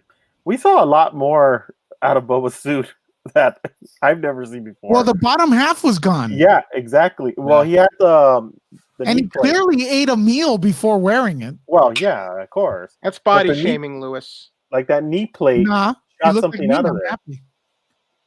Hey, give the costume departments props. They gave him a nice little cloak that hid most of it for most of the time until he put the armor on. Exactly. I just want to correct here. The Mandalorian is produced by Jon Favreau, Dave Filoni, and Kathleen Kennedy. Yeah. So she's not the only one that produces it, Jeffrey. I never said she was the only producer. I said she produced it, which is a fact. I'm right. The less she's involved in The Mandalorian, the better it is for everyone that's a Star Wars fan. Yeah, but guys, notice how her name is last on the list. That probably means she's had the least involvement producing, wouldn't it? No. Technically? It's not what that means. Okay. No, probably it's just Favreau. Look, Favreau is the showrunner. It's his show. He's the head honcho of the show, but he does not run the company. Nor do I want him to, because then he'd stop making these shows. That's what I think would happen. Yeah. Well, who should run it then? I don't know, man. I I don't care who produces it. All I care is that Filoni becomes the holocron for Star Wars, and anything that gets passed to creative vision goes through him because he knows the Filoni, lore. who created and He won't allow something show like The ran Last Jedi Rebels. to ever be created. That's the thing. He wouldn't have ever allowed that movie to ever be created because it breaks Star Wars lore. It breaks the universe. so do midichlorians, though. To be fair, Oh, Yeah. Wayfinder instead of a holocron, Jeffrey. Are you going to defend that? that's line? weird. I mean, honestly, man, that movie is like that sequel trilogy is garbage fire. Yeah, but What's wrong with the what Wayfinder? about this? This is what you do. This is what you do. Well, There were some good elements. the Because it's a Wayfinder was actually a holocron, man. holocron. It's a holocron. There already exists a thing in the Star Wars universe to explain that device. Why can't there be other devices? Because it looks exactly like a Sith. Look up Sith holocron, then look up Wayfinder from Rise of Skywalker. They're identical. It's Yeah. exactly the It same. looks thing. different than it looked different. I gotta give that one to Paul. No, I've You seen go- it. because It you go doesn't to- look you go to exactly Disneyland, like a holocron. You go to Disneyland, and what do they sell? It looks exactly like what they had, what they call the Wayfinder, and looks exactly the same. They call it a holocron. Are a compass and a radar the same thing? This is what happens when you write 3 movies for a trilogy instead of just writing the trilogy as one book, one script, Well, one look, story. is Grogu really Yoda? They look exactly the same. I'm sorry, I don't agree. Why does a Wayfinder and a holocron have to be the same thing? It's a stupid nitpick. Because they're Well, the they same should thing. exactly They're the the same same. sign. They're the same law object, man. They just name different things because Hey, Disney Paul, wanted to I do got it. one for you. Just name Purgles. changed it. Purgles are lore breaking. There you go. Filoni created those. Purgles. I hate them. Super chat from Johnny Manzano, Jeffrey They're Paka breaking Paka. because you hate them. Okay. Your boy Filoni, who and yet you poo-poo Rebels, which you say is made for kids, not for adults. So no, I Yeah, disagree. Disney's also responsible for Resistance. You watch that show? I'm not a watch that fan of. dumpster No, I don't. I'm not a fan. I'm not a big fan of Resistance. But I They're don't. both your because own it's thing. But you know what? dumpster fire. Look, Paul, I don't Who's have to involved watch in any. Rebels? Who's involved in Clone Wars? Filoni, man. That's my point. Filoni needs to be the creator. Filoni produced. Filoni created Resistance too. That was his show. But clearly it was targeted at a younger audience. Yeah. The fact is, I don't have you to go. watch it and like every single little thing. That's the other thing about fandom. Some people like different things. I'm not saying they don't, man. I'm saying that overall, she is not the producer for Star Wars. She's failed to produce a good Star Great Wars. counsel in the house. What's up, homie? I would say she succeeded on some level. How she succeeded? The sequel trilogy is not a failure. Are you going to defend Rise of Skywalker to me? Rogue That One was Paul, good. Paul. No, I Rogue didn't One like. was good. I didn't like Rise of Skywalker. Well, real quick, Paul, though, Paul's right, and then I think he's kind of wrong at the same time. And here's, listen to me, Paul, real quick. I think financially it's a success. It could have been bigger success. That I agree with you. But where it fails is I think it's Star Wars kind of theatrically, it's painted against the wall. Like it has nowhere to go from now. Forward, at least. Like that sequel trilogy right now, if they said episode 10's coming, I'm like, what is it going to be? What? Super chat by Imperial Jess. Who do we think Grogu was signaling? To me, I think the big mistake was they made too much too soon. That was the big mistake. You got to respect the super chat, bro. Yeah, money Let's get back talks. on Yeah. topic. Like Disney. This is Bob Iger, okay? Yeah, it's like Disney. Money talks. Yeah. So Imperial just has the floor. Yeah. He was signaling Filoni. Save the Star Wars. Please. Okay, you know what? I gotta say this, Jess. I thought it was Luke Skywalker, but now I think it's Ezra. That's But what I does think. It's going to be Does it Ezra. appear in the same timeline though? Yeah. I think so. I think they could overlap. I hate to ask, Jeffrey. Real 5 seconds. Who do you think it was? Luke Skywalker. Okay, Mike. I think it's Ezra because they're built. If this Ahsoka Tano spin-off show is going to actually come to fruition, it's going to be Ezra. Yeah, Tyler. See, if it's Ezra, then the Purgles are going to show up and talk about lore. Tyler. Jeffrey, Lore is going to Tyler die. says- Jeffrey, Tyler down. has the floor. Yeah, I want it to be Ezra, but I'm pretty sure I read something recently saying how I think it was Filoni was quite vague about saying that it could be before Ezra.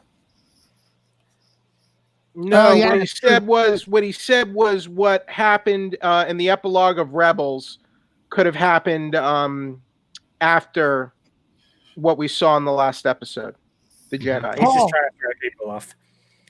What Yeah. do you think it is? I think that it's an unknown Jedi. I actually hope it's an unknown Jedi. I'm with Lunga on this one. I hope it's a Jedi we haven't seen before that escaped Order Well, real quick, 66. Lunga, get it. Yeah, We're that would be cool. Lunga, I like let's that. bring you in here if you The want to. Yoda lied, basically. The last I of the just- Jedi will you be? I just prefer that we just have a. Well, what about Ezra? What about whatever his name is that trains Ezra? Like all these Jedi that are around, they've obviously retconned that Yoda line. Like, Mhm. so I don't like that. I don't like that. That's lore breaking, Paul.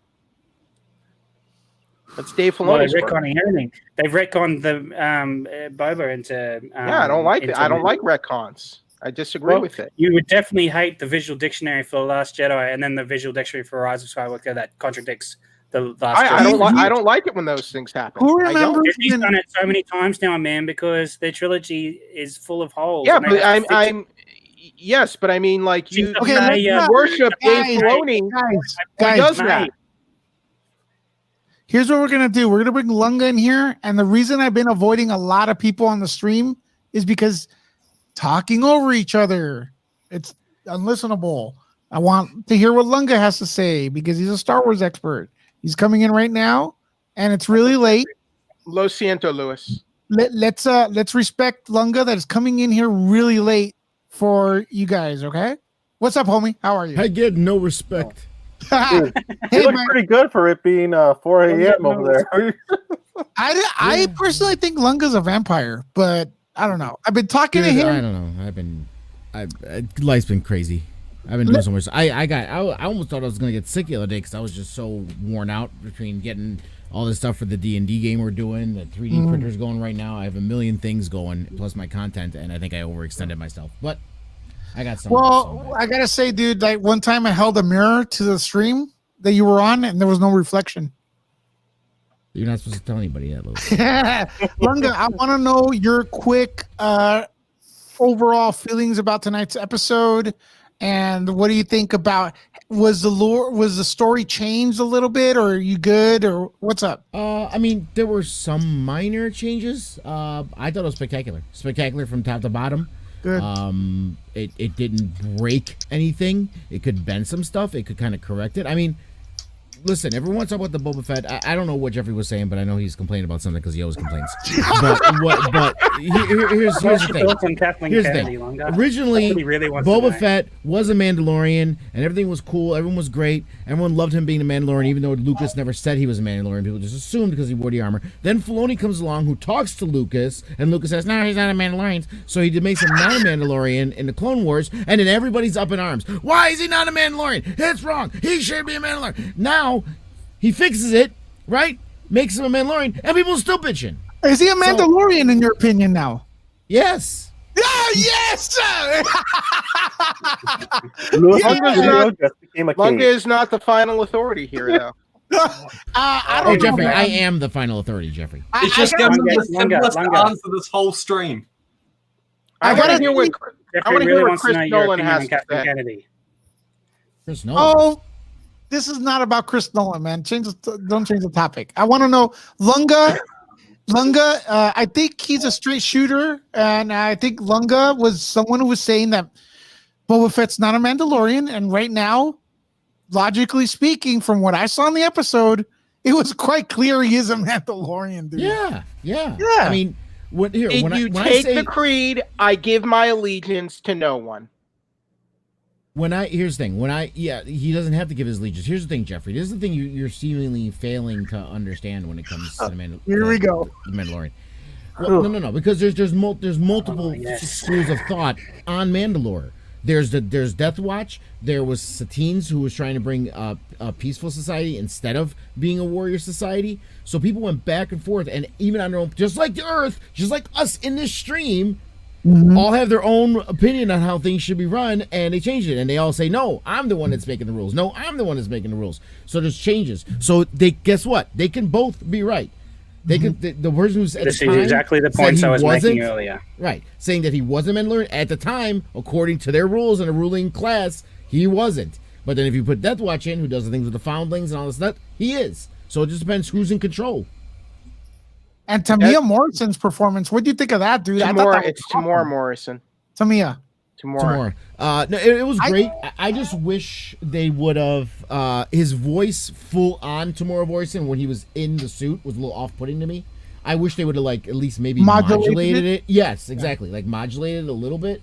So I mean, I know it's not going to sound exactly like the voice actor, but it would have sounded better.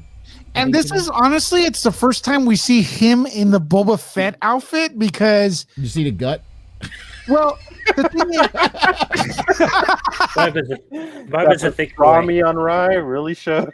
But the Yeah, problem it was hanging out the bottom of that armor. No, man. wait, He was hold like, on. "Ah." The problem is he didn't look like that when he was without the suit. I don't know what that came from, but it was a bad angle shot. The suit was a lot tighter, so you had to squish into it. I mean, you squish into things, it pushes out of other areas. I mean, Yeah, it's just they a did that on breastplate purpose. after all. Yeah. Did that line when he said, "I'm just a simple man trying to get myself through the galaxy"? Holy shit, that was awesome! Because he's a clone of, he's a clone of Django, so he's gonna be, pretty much using the same lingo. Well, he heard Django tell Obi-Wan that in episode 2. That was great. And they did it a little bit different because remember, we never really, as far as the movies go, I know Dark Horse had a bunch of stuff with Django and this and that. In the movies, we didn't know Django's past. We didn't know he was an orphan. We didn't know anything. We just knew he was a bounty hunter. That's all we knew. And so he gave him a pass. Again, if people who read the Dark Horse comics know, because I know there was a whole Django and Boba series in Dark Horse, and that's where a lot of the old lore came from. I don't know if I know they kind of went into Django's past, but I don't know if he was an orphan in the Dark Horse comics or not. I would need someone who knows more about those to clarify. The big surprise for me too was that I thought it was going to be Boba Fett versus Mando, and I thought they buddied up. They buddied up, and that was a nice little, and it worked for me. The it best worked. part about this episode, it was, I mean, aside from all the action and spectacular stuff we saw, was they actually added a lot of stakes. He lost everything. He lost his ship. He lost Grogu. Yeah. You know what I mean? His creed is kind of falling apart for him. You know what I mean? So he's like losing everything that makes him at this point. So he's gonna have to reinvent himself and figure out what he wants to do when they go on with this. But yeah, he's gonna have a brand new ship. Right now, he's on the Slave One. When the Slave One first showed up, man, that was awesome. Oh God! You guys lost your shit. Is that stream still up? Yes. Yeah. Oh yeah. I'm gonna go watch it. Yeah. It's not the creed or the armor that makes you a Mandalorian. It's actually being from Mandalore that makes you a Mandalorian. Okay, Jeffrey, you're a Mandalore nationalist. We get it. Yeah. Damn. I thought you went into cults, Jeffrey. Death Watch is a cult, and they kidnapped him. But like I was saying earlier, and I don't know if Lunga heard this or anyone, new people in the Mando. Okay, so you're trying to say that Death Watch is a bad organization. It is. It's a cult. It is. But Mandalorian doesn't seem like he seems like an honorable, respectable, non-terrorist person. Well, you get what I mean? Yeah, because they're rebuilding right now. But they're you got to think here. Like a lot of those, like for example, Christian cults that you see, it starts out with loving God and loving each other, and they're all drawn in with all this good stuff, and then after time they start realizing that they're being indoctrinated and brainwashed. And they're trying to rebuild the Mandalorians, and they're trying to rebuild them in their vision. Death Watch. Can't trust him. They're still Mandalorian. I don't trust him. I think he's the whole thing with Bo-Katan, because they mirrored it. They literally did. Like we saw the shots in the first season when he was as a child when he was being saved. You see the Mandalorian reach his hand out to him, and then when he was underneath the ship this season and Bo-Katan came and saved him, she reached out her hand in the exact same framing that from that first season. So it's showing kind of a rebirth to a new way of thinking as a Mandalorian. And that's what she was doing. That's what they were thematically doing with that scene. Maybe Bo-Katan will make him an honorary Mandalorian citizen, and then he will be Bo-Katan already considers him a Mandalorian, Jeffrey. Yep. So a nice try trying to spin it in your direction. But as far as the show goes, said this Bo-Katan earlier as considers well. him a Mandalorian, Jeffrey. So Yeah, you can't exactly. just change that just because you don't She like said it. you're Yeah. part of the watch. No, you can't. She didn't say you're not a Mandalorian. She never said that to him once. Right. She said you're Matter of part fact, of she the tried to watch. say You you were are a very accepting Mandalorian of him. and you need to listen to us And because she even you know. honored him at the end, saying, "This is the way to him." This is not the way. No, she says to him, "This is the way." At the end of that episode, to honor him and honor his code, and he says, "This is the way." And back not at only her. that, Paul. That confirms she. There is believes not that he's a only one Mandalorian. way.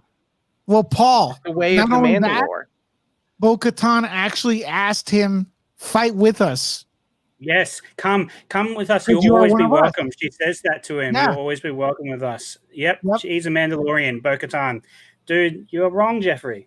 You're wrong. It's okay, Jeffrey. You're wrong. I mean, I you're honestly- entitled. You're entitled to your opinion. It's a wrong opinion, but you're entitled to your opinion. I I mean, honestly said thought Paul, before, why don't you we sing did the Paul? Why don't you Jeffrey, sing the I was earlier- right song? Go ahead. Jeffrey, you said earlier that you were about facts, Yeah. like opinions based in facts. We Yeah. just provided you with irrefutable facts. Bo-Katan treated him like a Mandalore. let me- I don't Sorry, trust let me- Bo-Katan. Oh my Oh God. boy, now you're trolling. Listen, Can I ask you guys a serious question? A serious What is it? question. Yeah. With Genie on your Okay. head.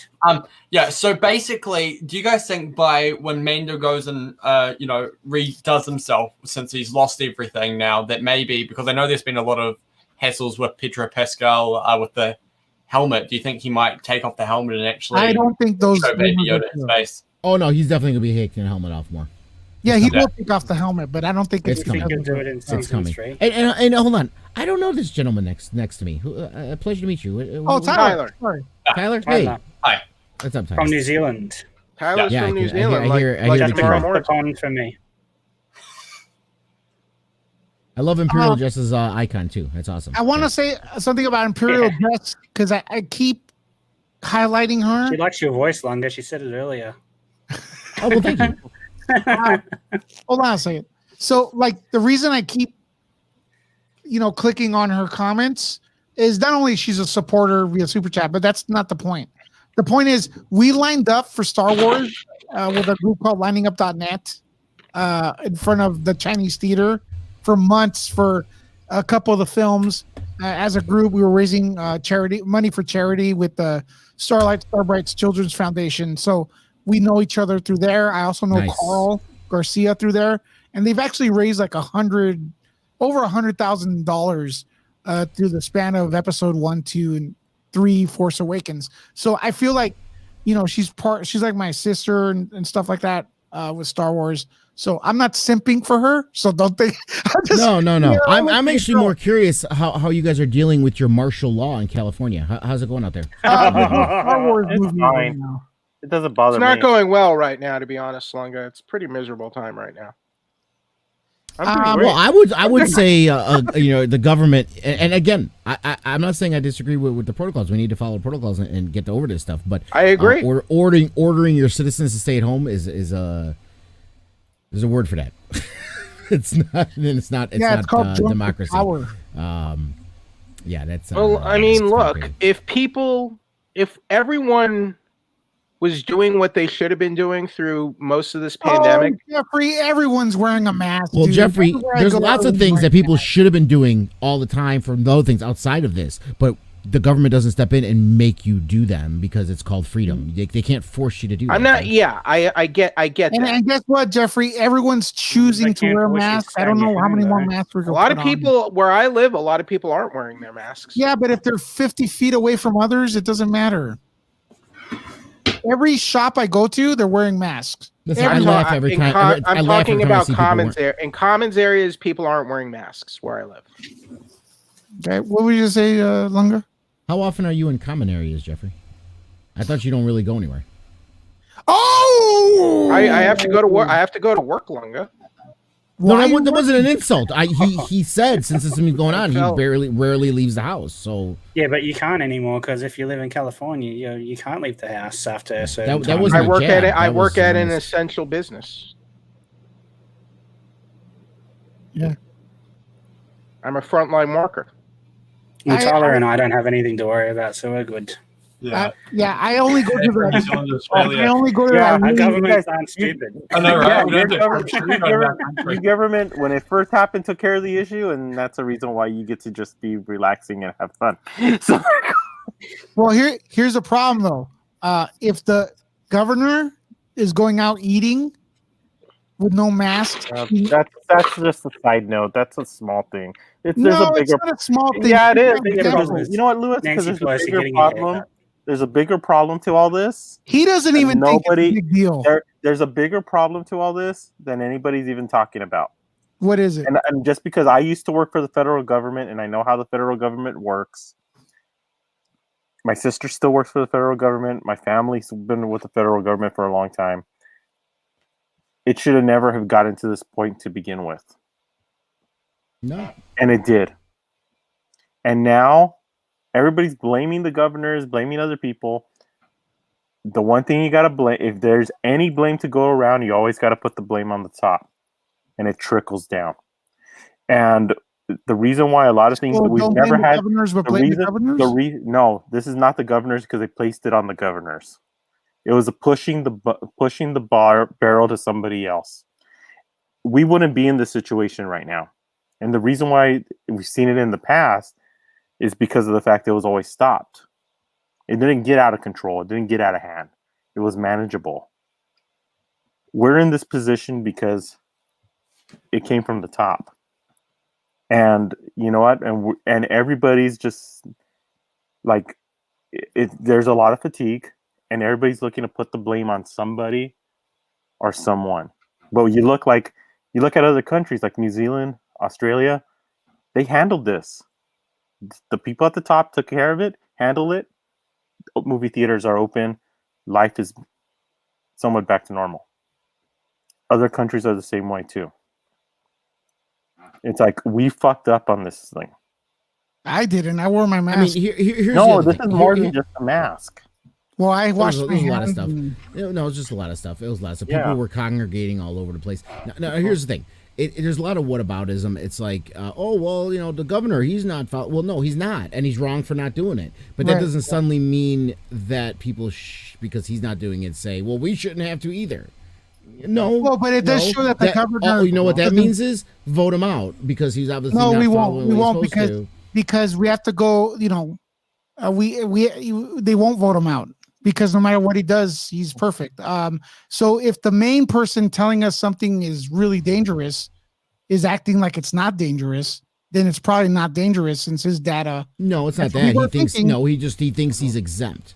It's not Yeah. that's not dangerous. He thinks he's exempt. There's a difference between people having this a hubris to think that they're exempt from stuff because they're in positions of power to the way it's being phrased. That's the difference. It's just his hubris. He thinks he's above the law, and that's the difference. Or not, there's no law in this, but he thinks he's above the fray in it. So it's not that he doesn't think it's important. He thinks that, well, everyone else needs to do it, but I'm not out there with the plebeians congregating with all these people all the time. You know what I mean? So he thinks he's like special. Did you see that picture though? Yeah, I saw what happened to him in the Yeah, restaurant and pretty- stuff. And then, yeah, it's just a combination of things. Anyways, I see people with masks where I go, and so I don't know. I don't know what to tell you. It's sad about movie theaters though now. Like even with the HBO Max deal being announced today, like that was shocking. Thinking they could lose like massive profits. It is shocking, but there's nothing else to be done right now. You're sitting on all these movies. You got to get these movies out and do something. Well, I think it pushes HBO Max as like a real live contender, like right away. Because we're talking about HBO Max, obviously. And they need it after that failed Like launch. 18 movies, like if one fails, like let's say Wonder Woman fails. Well, got no, 18 but everyone's getting HBO Max, dude. Because if Everyone's gonna get it. They're offering sales right now. And listen, don't be fooled, guys. People were like, I was arguing with some people about this. Disney's doing the same stuff. They already said they were. HBO Max, Warner Brothers just jumped on it first. But Disney's gonna be doing the same thing. You're gonna see stuff going to Disney Plus. Yep. Well, at least Disney Plus is all around the globe, unlike HBO Max is only in the. That's a US. problem. Yeah, that's a problem. And that annoys me. But Disney Plus took a while to roll out too. Let me tell you real quick. Yeah, but Let me not tell you real things quick. like New Zealand and Australia and stuff like that. Let me was get on straight this though. Let me get on this because there is Hold a on. link. It wasn't a UK like 6 months almost before Yeah, we got Disney Plus. Yep, Lunga's That right. was a long time. I mean, Ryan G, don't feel bad. Here's where I'm gonna go back to Star Wars and the streaming services. Yeah. I think that by this move Warner Brothers did, it ups the game for everything that's in streaming, and that includes Mandalorian, that includes Obi-Wan, because now Disney Plus is looking at this and going, oh shit, HBO Max is fucking upping their game. They're giving like fucking movie quality. And they're what Disney Plus definitely has getting going up for it. What Disney Plus has going. All right. Anyways, with that, I am gonna have to bow out. It's already 2:30 here. What are you doing, man? Mike, I have to bow out. Mike, I think you should stay. I can't. I have to edit a TV show in the morning, so I gotta go. It is the morning. I'm an editor as well. I have to be up at because I have to get. What were we saying about the governor? We get it, Mike. We understand. You're Hey, special. well, shoot. You're above the fray. We understand, Mike. I'm not saying I'm above the fray. I'm just saying I got work. I gotta make some money here. Mike, I'm busting. Oh, I know. I'm an editor as well. I know what you mean. You got to get to sleep when you can. Exactly, because I gotta make some money. Okay, so pimp your channel, Idale. Hey, everybody, check out Muse TV, musetv.net. We have some stuff that we're gonna be showing in December 25th and January 1st. So stay tuned to musetv.net on YouTube. Sounds good. Okay. Subscribe now, dude. And what the hell did Lunga just do? Oh, the Yellow actually did that. Took a screenshot of me while I was on. Well, I didn't. That was Yellow. Yellow did that. I think the advantage Disney Plus has is their service is a lot cheaper We could do this than too. HBO Max, and they're going to be in the next couple years. They're going to be rolling out some of their much bigger shows. I think HBO Max, this move is about subs, man, and I think they're a live player. All of a sudden, they're a really strong player in the streaming service.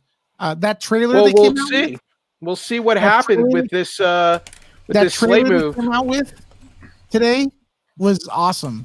It was, but if you look in the very bottom, it said dates and there's something about release dates are due to change or whatever. Oh, down no! the very bottom. Down the But very, Lewis, very bottom, and like the smallest writing ever. You literally had to screenshot and zoom the in. issue is, if you want to buy into HBO Max now, it's going to cost $14.99 a month. Yeah, and the movie theater ticket's 20. So- I'm down. Yeah, but there's 18 films coming out in 1 year. So that's what I've heard, isn't it? It's 18 films. Here's the deal. How is it related Yeah, to Star but we Wars? don't have HBO Max here, so it's going to be interesting to see what they put it on here. It'll be released it's still getting released in theaters. That's the plan. Here's the deal. How do we link this to Star Wars?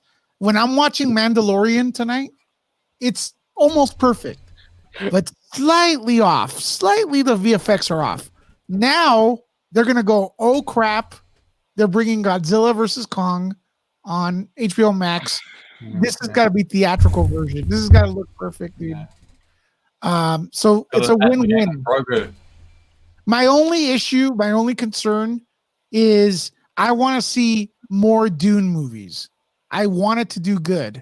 So if it doesn't, then if they stop with one, and I hate to say it, man, Warner Bros. Made stop it. But panic. Here's I the don't flip want them to side. panic. I wanna Lewis, see here's the Dune. flip side. Yeah. If they release it on HBO Max, it might be easier to get a sequel to Dune based off the views on HBO Max rather than worrying about breaking even on a theatrical. I mean, run. they're already developing a series for the Bene Gesserit for HBO Max. Yeah, and Denis Villeneuve is directing that. Sony too. was developing a TV series for The Dark Tower with Idris Elba.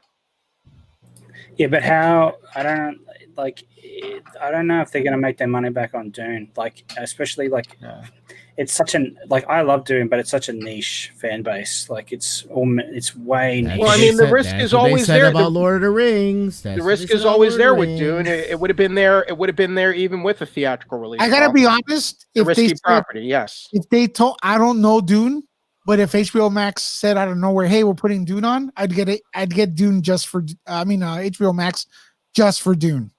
And I'm talking. I'm not a big fan of. Well, Dune. my issue is that some of these are films that I really wanted to see on the big screen, and now we might never get that opportunity. That's well, it's simultaneously. Well, hold on. Slow down, Jeffrey. You're living in a prison state, so I understand what you're seeing. But they are releasing the movies at the theater and HBO Max. It's gonna be. I'm aware of I'm aware of the aspects of the deal, Lunga. I'm talking about about my situation personally. Orange County, but that's not Warner Brothers' problem. That's your state's problem.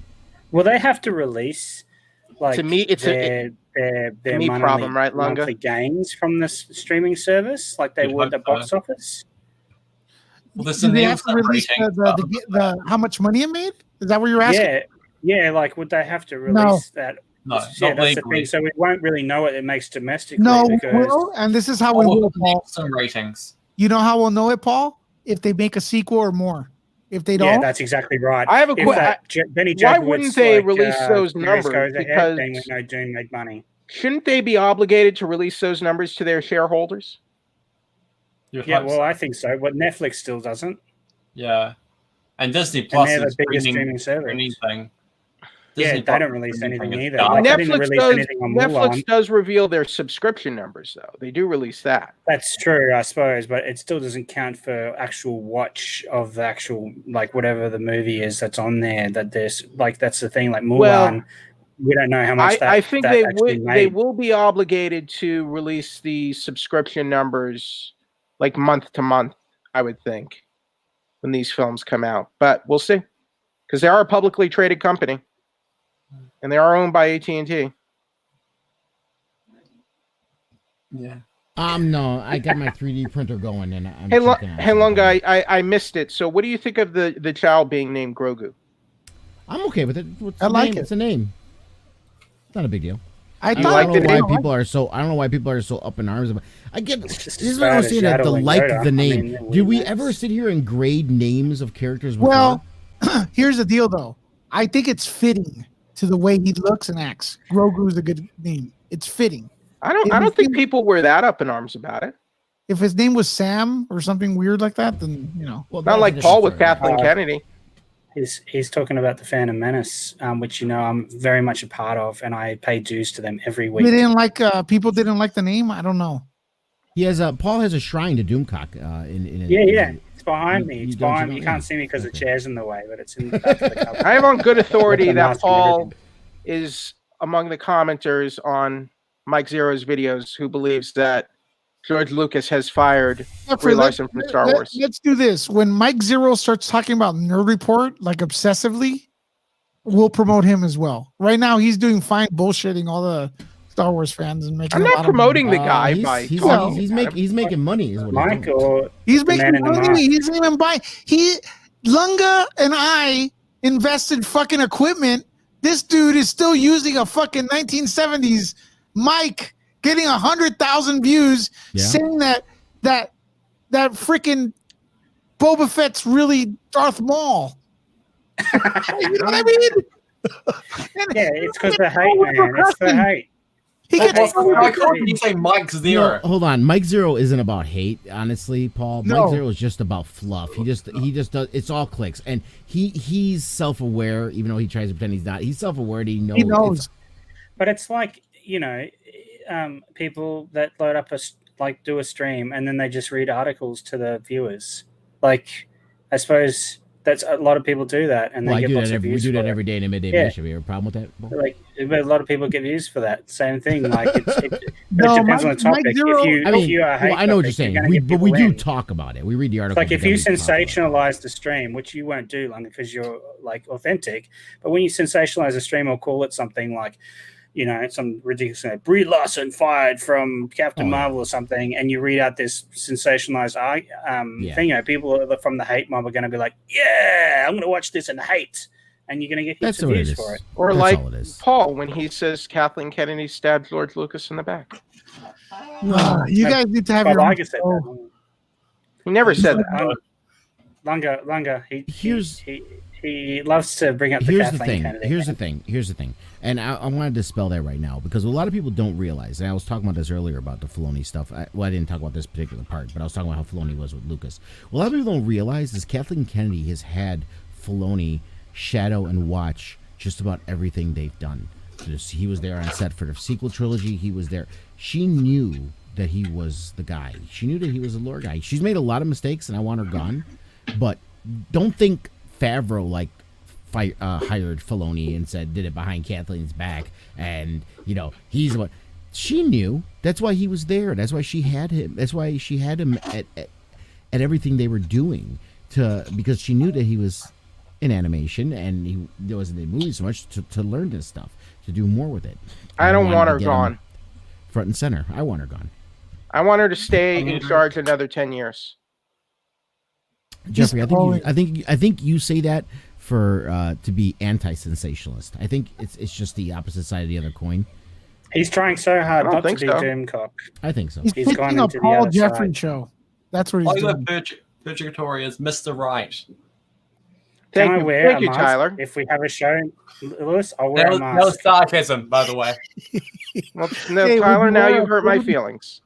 I think I'll wear it. I'll wear like a combination of Doomcock's mask and Matt Mandalore. I'll put them together. I'm going to be making, other than the Mandalorian helmets that I'm going to be making and doing custom paint job on, I'm actually going to be printing up a Darth Revan mask.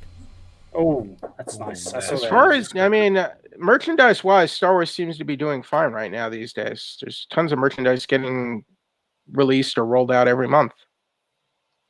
They even did the egg canister with Grogu, of him eating the eggs for Funko. Well, hold on. Grogu Grogu is a completely different phenomenon. Yeah. I mean, I want that.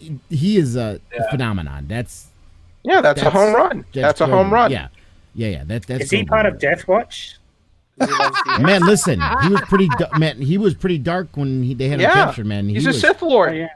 You think he's? As I said, he's a Sith Lord.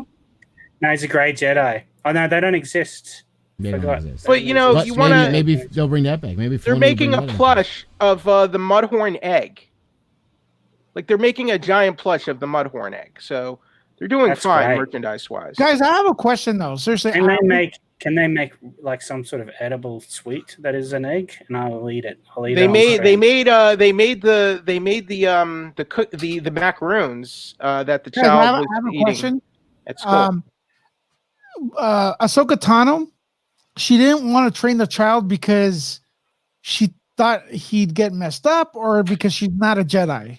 No, the main reason is because he's got too much connection and feelings, and she saw Anakin go the same way with his feelings for Padme, and didn't want him to go the same way. So she saw Ezra go the other way. So is she a Jedi though? Jeffrey, that has absolutely nothing to do with this decision, though. She left the Jedi Order, but she's a Jedi. That's Jedi power, the Jedi Order, right? Yeah, she's a Jedi. I mean, I would I think she's actually legitimately a Grey Jedi. The correct term would be a Force sensitive at this point, because they don't. But old mate was former Jedi, ex-Jedi. That guy was a Force sensitive in Rogue One. I have the Force, and the Force is with me. That guy, he was a Force sensitive. I know, dude. but she's unaffiliated. So was Finn, but he didn't go anywhere with that. So right, but anyone that's unaffiliated, they call a Force sensitive. Well, yeah, the Force sensitive. The Jedi Order calls them that, but just like Luke in the EU, at least, recognized the Jedi Order was full of trash. Or actually, in the Last Jedi, he realized it was. There you go. There's that one scene. The one scene, Lewis, that I actually legitimately like from the Last Jedi is when Luke says that the Jedi Order was like full of themselves. Sheridan Way is not Force sensitive. Because that was a legitimate critique of the Jedi Order, and that's why he marries Mara Jade in the EU. He actually figures out that Jedi's having feelings isn't a bad thing, as long as they keep them in check. Though he lacks Force abilities, this warrior monk has rigorously honed his body through intense physical and mental discipline. Not Force sensitive. So the blaster bolts were just, deflecting off him at the end of that movie out of what? How? Just bad visual effects, dude. Just bad That's not visual what. effects. That's not what was. He happening. was literally walking along, going, "I am on the Force, and the Force is with me." With his eyes, with blinded, like obviously he was walking. They along were not. and He was not and they were deflecting them with the deflecting. Force. They were Correct. deflecting off his body, man, with the Force. He's Force Watch sensitive. it again, for sure. buddy. He Watch was it a again. believer. That's what was happening. He was like, "I want." Well, I'm going to watch it right now on Disney Plus. Oh, here we go. Here we go. Do it, Jeffrey. You'll enjoy it. Cool. I- So there, Where's Where's my George little, Lucas puppet? there's I my wanna little hear the George test dragon that I played. yeah. Nice. I think Yeah, he that would have George become a Lucas puppet Jedi. handy. Oh, it's not. I don't know why my focus. I got to mess with my focus again. It's not focusing. Are you on a Sony cam, dude? No. It's a DSLR. Oh, yeah. Well, anyways, that thing was crazy, man, and the fact that we're up this late tells you how good the episode is because Yeah. I think we're all buzzing, right? Pretty much. Jeffrey just keeps Definitely. fading me. Yeah. He's not deflecting the blaster bolts. They're just they're just missing. He's walking through a field of blaster fire. He's not deflecting them with his mind. Yeah, he wasn't deflecting them. He was just. Thank you, Lunga. He was I walking didn't through say it, he. not getting. I didn't say not he getting was hit. legitimately deflecting him. What I was saying was they were deflecting off his body. He wasn't. I didn't think he was actively doing it with the. No, Force. what I do feel though, like I think I the Force feel was like protecting him so that he could get to the button. Because that's what happens. As soon as he reaches the button and presses it, that's when he finally gets shot. I think the Force was protecting him. I think the Force was kind of making those guys aim poorly. Well, that again, or there's a whatever. difference between. There is a difference between the Force, protecting someone and someone using the Force. He wasn't using the Force. I didn't say he was actively using it. I'm just saying that it was not. Someone here said he was Force sensitive, which he's not. That was Oh, Thunder, I it think. broke his head. Broke his neck. Maybe I don't know. Who cares? Like I don't know. I mean, It we're was living. cool. In it was Donnie Yen in a Star Wars movie. Who yeah, cares? we're living in a world where Boba Fett has a beer belly, so anything's possible. Rogue One was a good movie. It I was. liked Rogue One. Yes, No. I agree. I like That Rogue One. was the best of the Disney films. I agree. I Yeah. agree. Not all the Disney films were bad. I never said they were. Okay. Totally agree. Solo wasn't too bad either, in my Who? opinion. Solo. How did he get his Tyler likes. Some people like Solo. You know. How did Han get his Really? last name again? Just to remind me in that movie. How The did he get his last name? the Imperial recruitment officer asked him what his name. He's like, "Who are your people? I don't have any people." Han Solo. We got a super chat. That's the quality. That's the quality of Disney writing right there. Perfect. Beautiful. I Good didn't example. love it, but I mean, I you know what? That's to me, that's not as bad as midichlorians or Do we have to McClunky. have- Do we McClunky, have to have which everything Lucas explained, wanted. man? Han McClunky. Solo movie. McClunky. Han Solo movie. Here's the just thing. to explain everything that he was talked about in the original trilogy. How he did Super chat. the super thing chat. in Casa. All right. I had to mute you, Paul, because super chat rules. But I'm gonna put you back on. All right. Marcus A. What's selling toy wise? Mandalorian toys, characters only, or the original trilogy Star Wars toys selling? Bet is no. Marcos A. You're wrong. They are making Clone Wars characters, original Yeah. trilogy characters, Rebels, the and Black Rebels, Series stuff. Black Series. They're still making stuff for the sequel trilogy. They They just are did making a lot. They lot made of- a Dark Side Ray figure. Also, the sequels are kind of over right now. Hold on, Jeffrey. Oh, you're back on if you Jeffrey, want to jump in. Don't throw that Dark Side Ray figure in the middle. Here's the thing: they're making them. I didn't have But to say those- anything, Lewis. those- You're still gonna say it for me. Those aren't selling.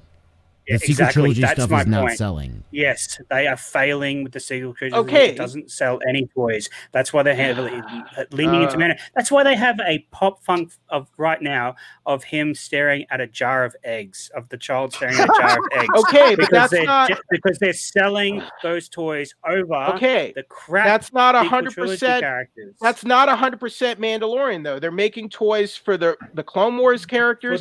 They're making that's right. they're making The toys for successful every parts of the franchise that Kathleen has okay, to but touch. it's not Yeah, but 100% Mando. hey, Star Wars has recently just gone and released the new Darth Sidious lightsaber. It No, looks like it's a piece not of 100% shit, Mando. but, It's Mando, I don't think that's 50% not Mando, and 50% Filoni stuff. They're making Filoniverse. toys for Clone Jedi. Wars, They're making original toys for the trilogy. video games. Nothing to do with nothing to do with the sequel trilogy. They're That's the making thing. toys for Battlefront, for Jedi Fallen Order. Battlefront. They might Why be do making people buy them, but what's Battlefront, man? selling? I think that's more the point. What is My- my- selling? my- Battlefront 2, the popular map in Battlefront 2, guess what it is? Endor. Because Tyler, from my the friend that sells original Hot Toys sells a lot. No one cares about the sequel trilogy, man. Well, you no, can't tell if- me any character. Who cares about any character from the sequel Can I trilogy? say something? Well, I like Here's Kylo my Ren. last I word. do like Kylo Here's Ren. my last word. He's the They only wouldn't- good part of it because he They actually wouldn't has an arc. continue making toys of the properties if they weren't selling. So there you go. Have you Well, they seen have contracts with the companies, then there would be a Yes, limited exactly. time. And with the people that they face scanned. Exactly. That's not how it works. My friend sells Gentle Giants and Hot Toys, and Luke Skywalker Last Jedi actually sells a lot.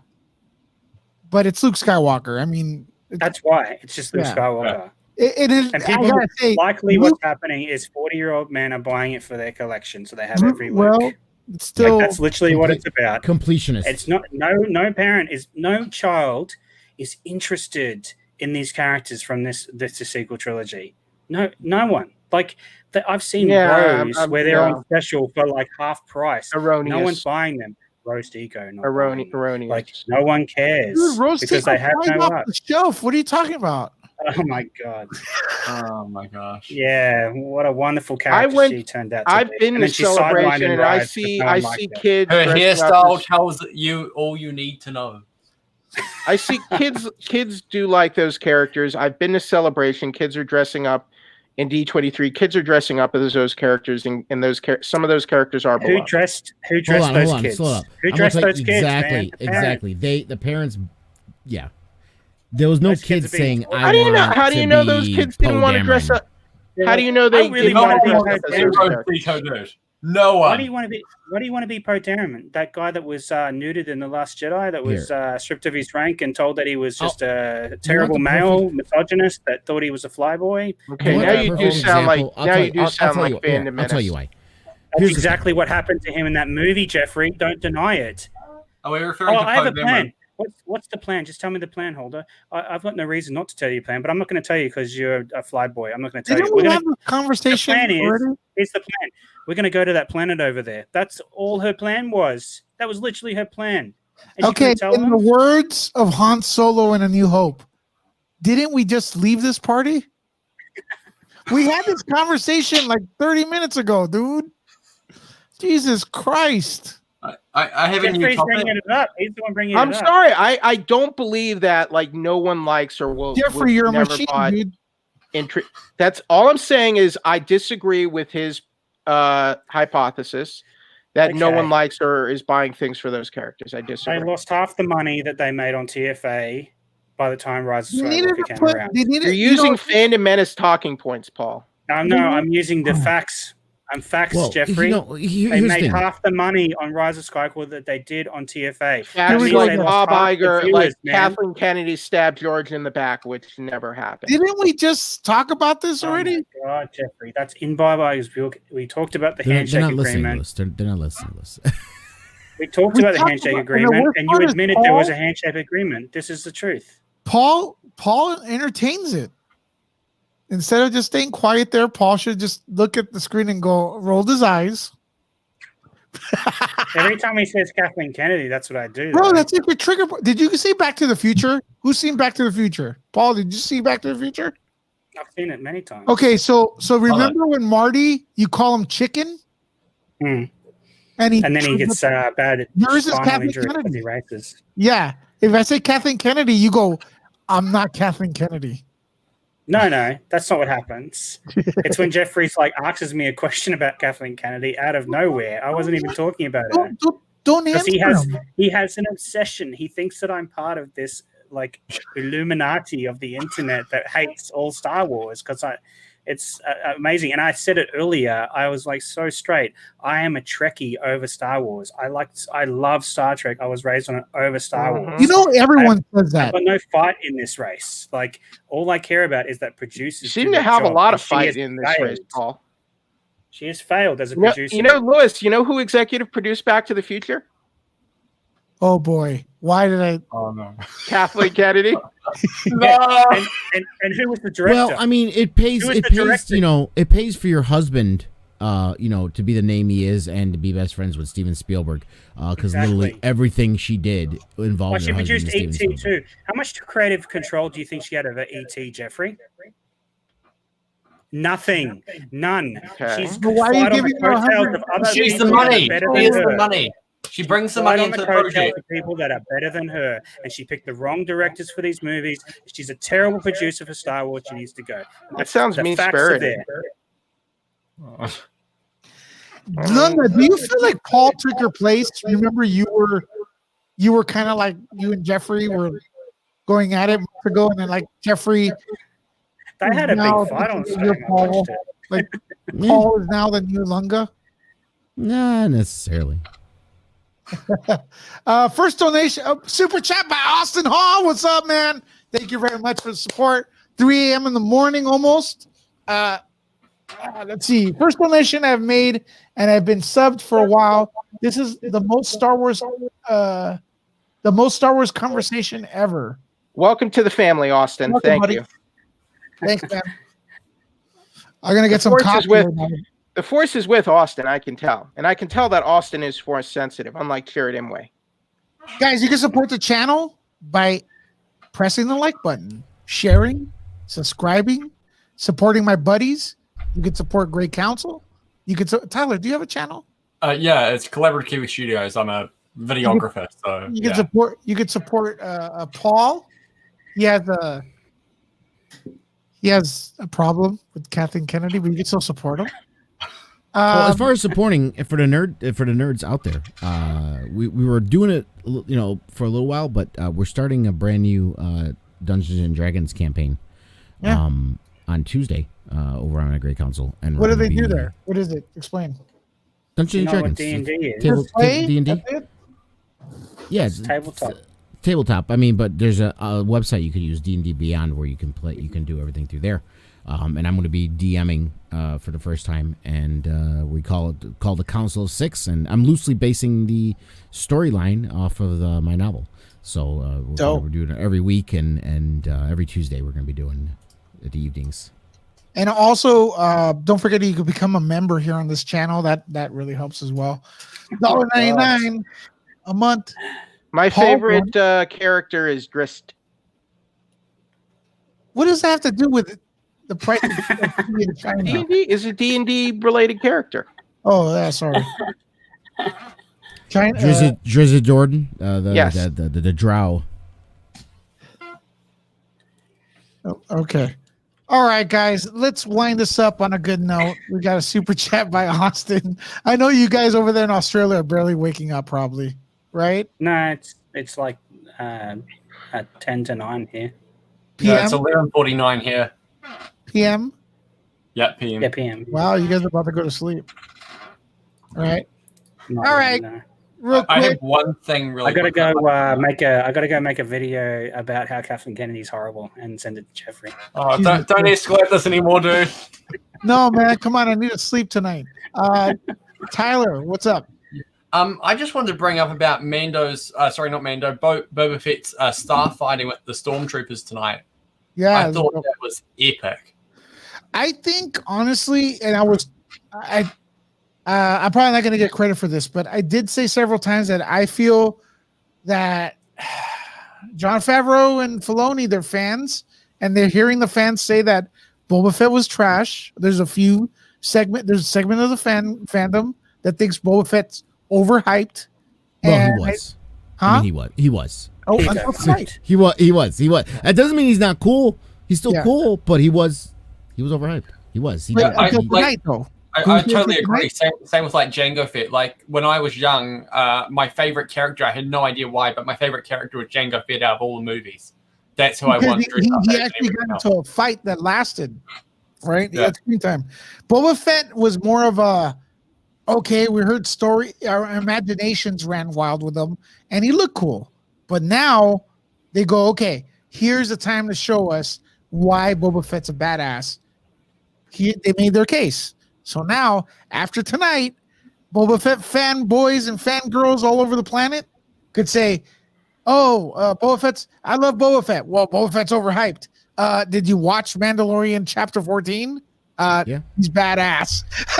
And we can Like, probably I've get never a seen spin-off someone hate miniseries now. Stormtroopers that violently though. Like the way he was smashing the plastic on the armor and stuff like that. I was was shocked. I'm telling you, I'm surprised how violent those fights are It was brutal. on Disney.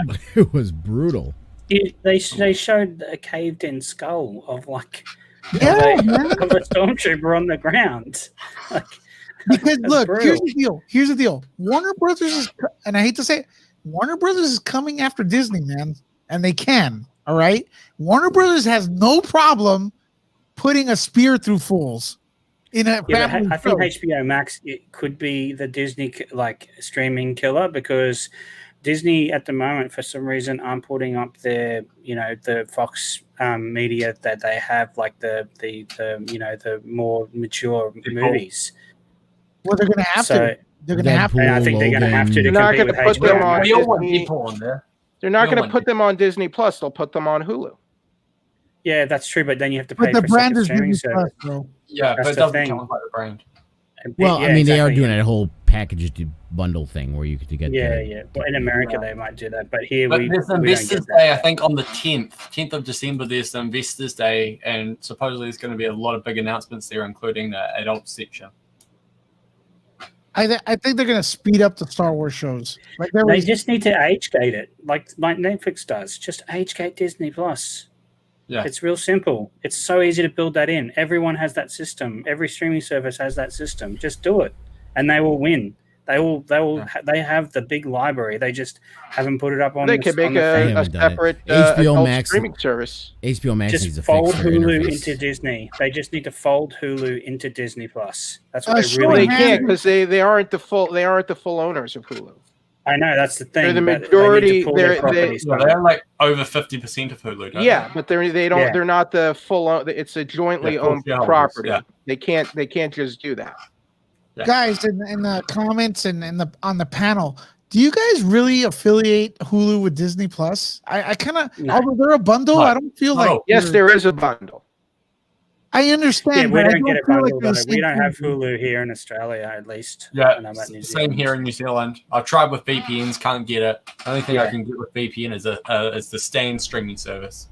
So Yeah. you guys cannot download Disney Plus and watch it. We've Hulu. got Disney Yeah. Plus, but we don't have Hulu. No, Yeah, and we don't have HBO Max either. yeah, That's We insane. don't have NBC. We don't like Or Peacock. We Peacock. don't have any of that crap. No, yeah. we don't have any of those. The only thing we have here is it's easy to tell you what we have than what we don't have. We have You have- we have Netflix. Netflix. And Amazon even then, Prime. we have 40,000 less titles than the American because of the Netflix deals. Even though we have a free trade agreement with the Dude, states, get a for some VPN. reason it doesn't count. $3 a month, dude. VPN. It's Yeah, epic. free VPN. Yeah, VPN. I can get the state stuff. You get but, CBS All Access. no No. CBS All Access. And but how are you Star watching Does- Discovery? Does anybody I don't get well, CBS I don't All watch Access? Discovery Jeffrey? anymore, but I don't watch Discovery anymore. But when I was, it was dropping here weekly on Netflix. So that's what it's doing currently. It drops Can we weekly on can we Netflix. address this elephant in the room? Yes. Nobody gets CBS All Access. Nobody got that for Star Trek because first of all, no one really cares that much about Star Trek except you, Jeffrey, and a few like Star Trek nerds. And even then, the show is not good.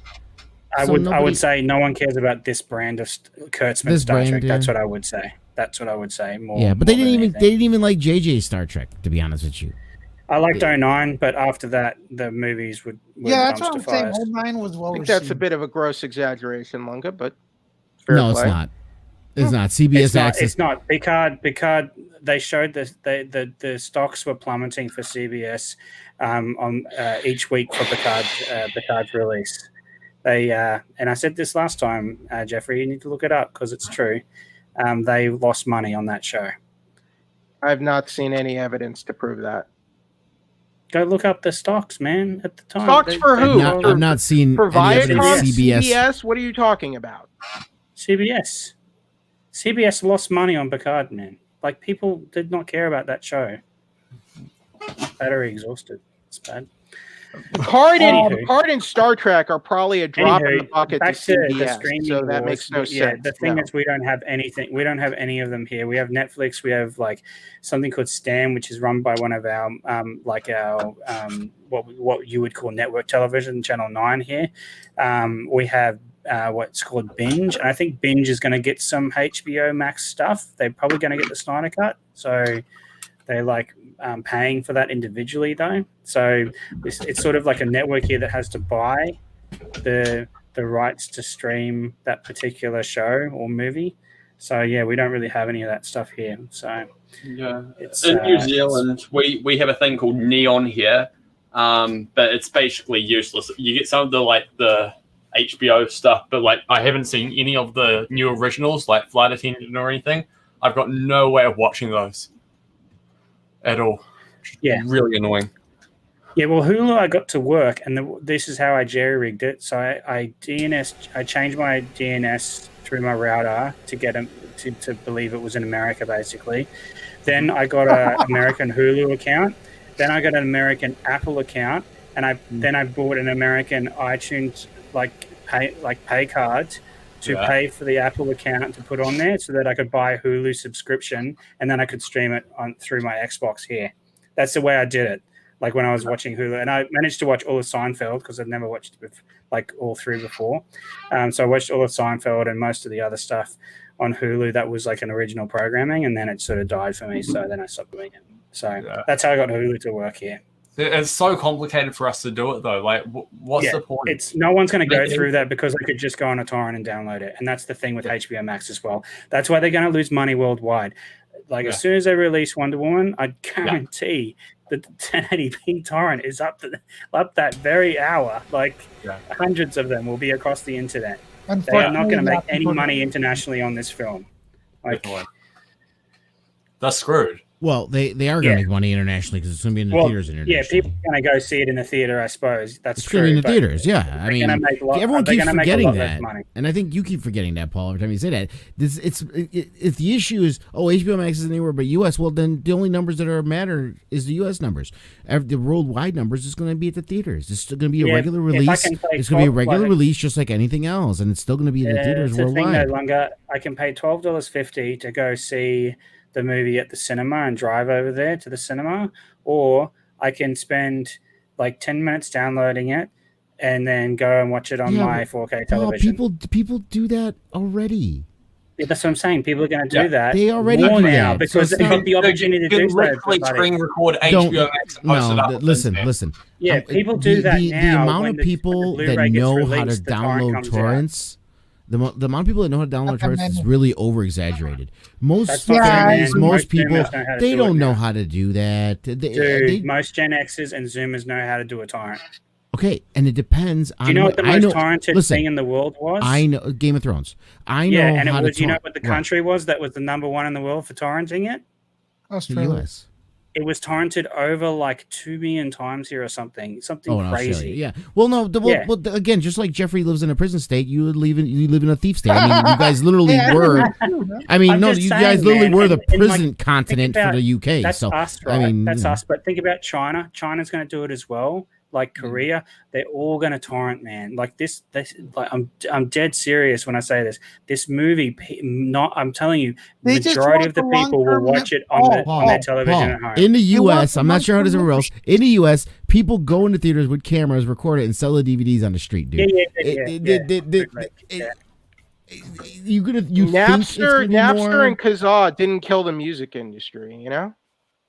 They made Apple Music. They made Apple Music and Spotify, and they found a new way to monetize. Yeah, exactly.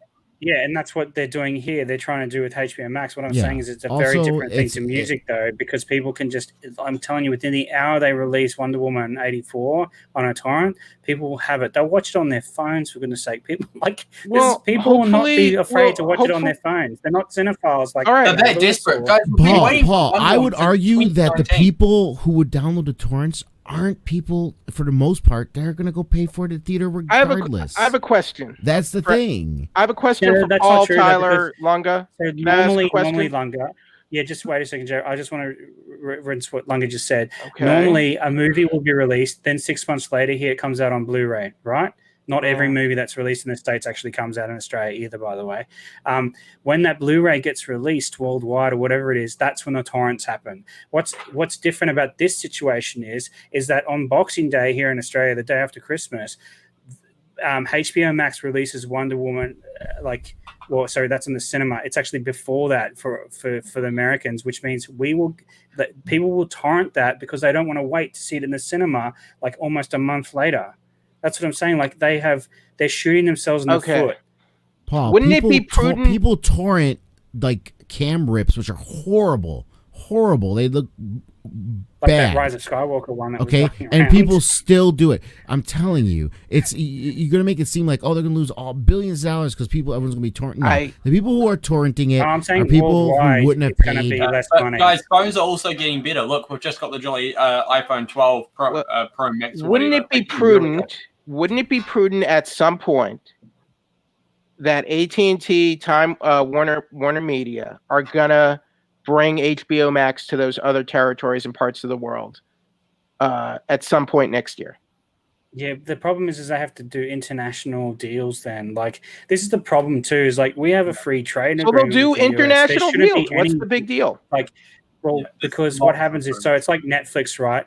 Netflix, we have 45,000 less titles than the States. The reason why is because individual companies that own the rights to those particular programs have individual deals with Netflix for different areas of the world. Right, but That's the problem. Netflix is its own company.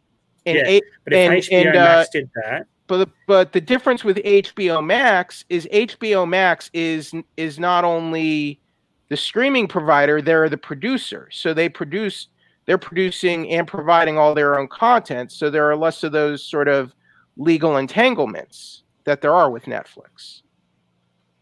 yeah, They're but did providing, they- they're producing all the content. All of the content on that service is their content. They own all of it. Netflix doesn't own most of it. They do own and produce, but a lot of it's licensed content as well. Yeah, so they've made, like, Netflix Australia made a deal with CBS to get access to Star Trek. Or Okay. CBS reached out to Netflix Australia, whatever it is. So that's how we get Star Trek here. I think Because we don't Okay, have that- anything. so We don't have so with Peacock. HBO Max, they're not making. Well, that's already those happening. deals. So remember earlier I talked about the Snyder Cut. That's being released on that streaming service we call Binge here, which Okay. is they've made a deal with HBO Max or with They call Warner it Media Binge? rather to have the Snyder Cut on Binge, but they've made a deal particularly for that movie. They haven't. It's There's like no, that over particular here deal too. for We all have HBO things. Max. We have things that we have like direct to video movies that are some are streaming on Amazon Prime Video. So they still make. Yeah. So Not all I would say streaming that deals Wonder Woman are 84 created would equal. probably come- Here's what I'm Yeah. saying, Paul. Not all streaming deals are created equal, and not all content is streaming exclusive. Now, like some shows that are direct to HBO Max or Disney Plus, like Mandalorian, are exclusive to Disney Plus or whatever platform, but not everything is exclusive to that platform, and you can maybe find on another platform. Is all I'm saying. Cool. Yeah. So what I'm saying is people don't want to wait. Like people over here wouldn't want to wait around. So a good example of this is CW. Okay. Arrow, for instance, Yeah. and Arrow on the CW. So it's released here on Netflix Australia, but it's released 6 months after the last, so the season that's just gone by in the year, it's released on Netflix 6 months after the last episodes aired on that I season. managed to get on DVD in New Zealand the latest series. Yeah, season it's of not Arrow even before it even some came of out it's on not Netflix. even sold. Yeah, before Netflix, exactly. So most people will pirate that show, because they want to watch it at the time it comes out in the States. So this is the problem that I'm talking about, is that international deals need to be made for all these different things, and so people are not going to wait around for that. People want stuff like this. You look at the binging that people do. They complain about the boys being not a binge thing. That they want everything now. Well, that's the attitude of all these generations, and they're all going to torrent these things. This is just a fact. Yeah, but it won't necessarily destroy those shows either, because Game of Thrones because they're is not still one released of the here, most. so there's nothing to really destroy. So they've got no market here, really. Okay. Like, there's nothing to destroy. So there's no real harm because people are like pirating a show that they can't get Piracy didn't, unless they eBay order it from the US. You know, I'm not denying that the piracy issue is going away, but it didn't really hurt Game of Thrones all that much, I don't think. So what's Well, I really don't the think it problem? hurt So Game of what is Thrones. really the problem here? What is the problem? Is I it was just using staggered that as an releases? example. No, I was just using that as an example of like that people like that in Australia, like torrenting is a huge thing. Like people pirate a lot. I imagine it is, but I feel like, you know, this pandemic has backed us into a corner, and I can't really say I see a problem with what action Warner Brothers is taking here. Oh, I'm not criticizing it. I think it was an inevitability, to be honest. They have to That's a make the great money. idea. There's a hype beast around Wonder Woman 84. They don't want to let that go. There's a lot of stuff. Like they can release it worldwide too, because in a lot of countries it's controlled, like Australia and New Zealand and other places. I'm more worried about just getting out of this mess next year. I actually think, well, that's the thing. I actually think it's going to make more money internationally than it will domestically, to be honest. That's what happened with Tenet, but Tenet still didn't do that. Yeah. Tenet still didn't do that well. I think that was the subject of the movie, really. Like, I liked the movie, I understood it. A lot of people were confused. So then again, The Croods 2, I think, is the movie that has made the most money during the pandemic, released in theaters. Yeah, well, I mean, a lot of the theaters to stay open here just started doing reruns of like old school classics, you know, like Predator and Terminator and all that. So like they re-released Alita as well. Yeah, they re-released Alita. So like that's how they kept going here, because cinemas were opened up pretty fast here after like we sort of settled the pandemic here and got it under control. Cinemas didn't really get affected too much, but they were reliant on new release. Carl Garcia, what is Paca Paca? I don't know. Lewis has responded Paca though, so he knows what it is. Lewis, do you know what that's about? It's an inside joke with when Carl talks a lot, like his Carl and I are buddies. I kind of agree with David like from the earlier stream with Lewis. I think that they can reverse it on the fly if they want to. They'll make a decision to reverse it. They're like, we're going to release all these movies next year actually David on HBO Max. David March's idea? I think they could reverse it at any time. Damn, I think they can. I think they can. Yeah, I think if the pandemic somehow, some way cleans up, mid next year or in time for summer, I don't think it will. But if a miracle happens and the pandemic settled, like over in the States for the summer blockbuster, I guarantee that Warner will reverse this decision in 2 seconds. Like they'll be like, "Yep, release it now. Put it out of the summer. We're gonna make billions of dollars." Like my prediction is, like, "I need to go to the movies. I want to flip and get out of the house." Once this pandemic does end, my prediction is that the big studios will buy out like movie palaces and either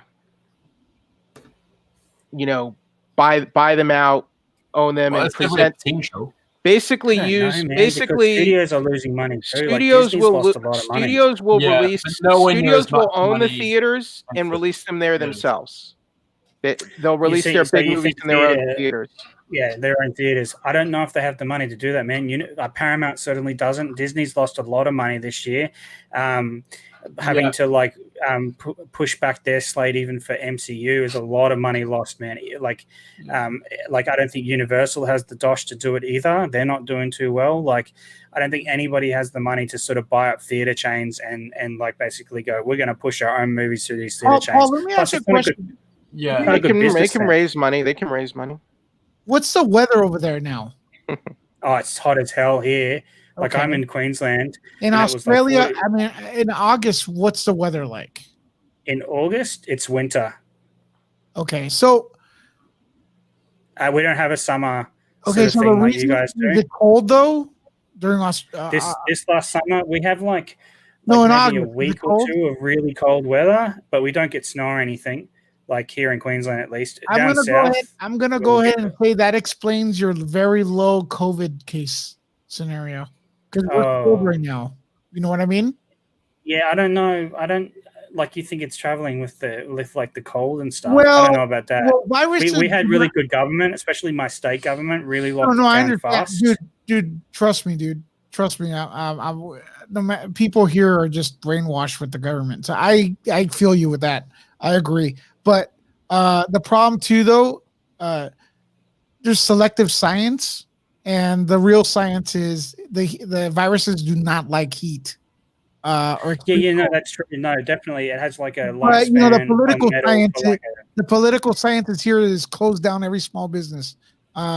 So that's what they're doing here, and I do agree. Like, but because I'm looking at your cases, they're fucking low. So congratulations.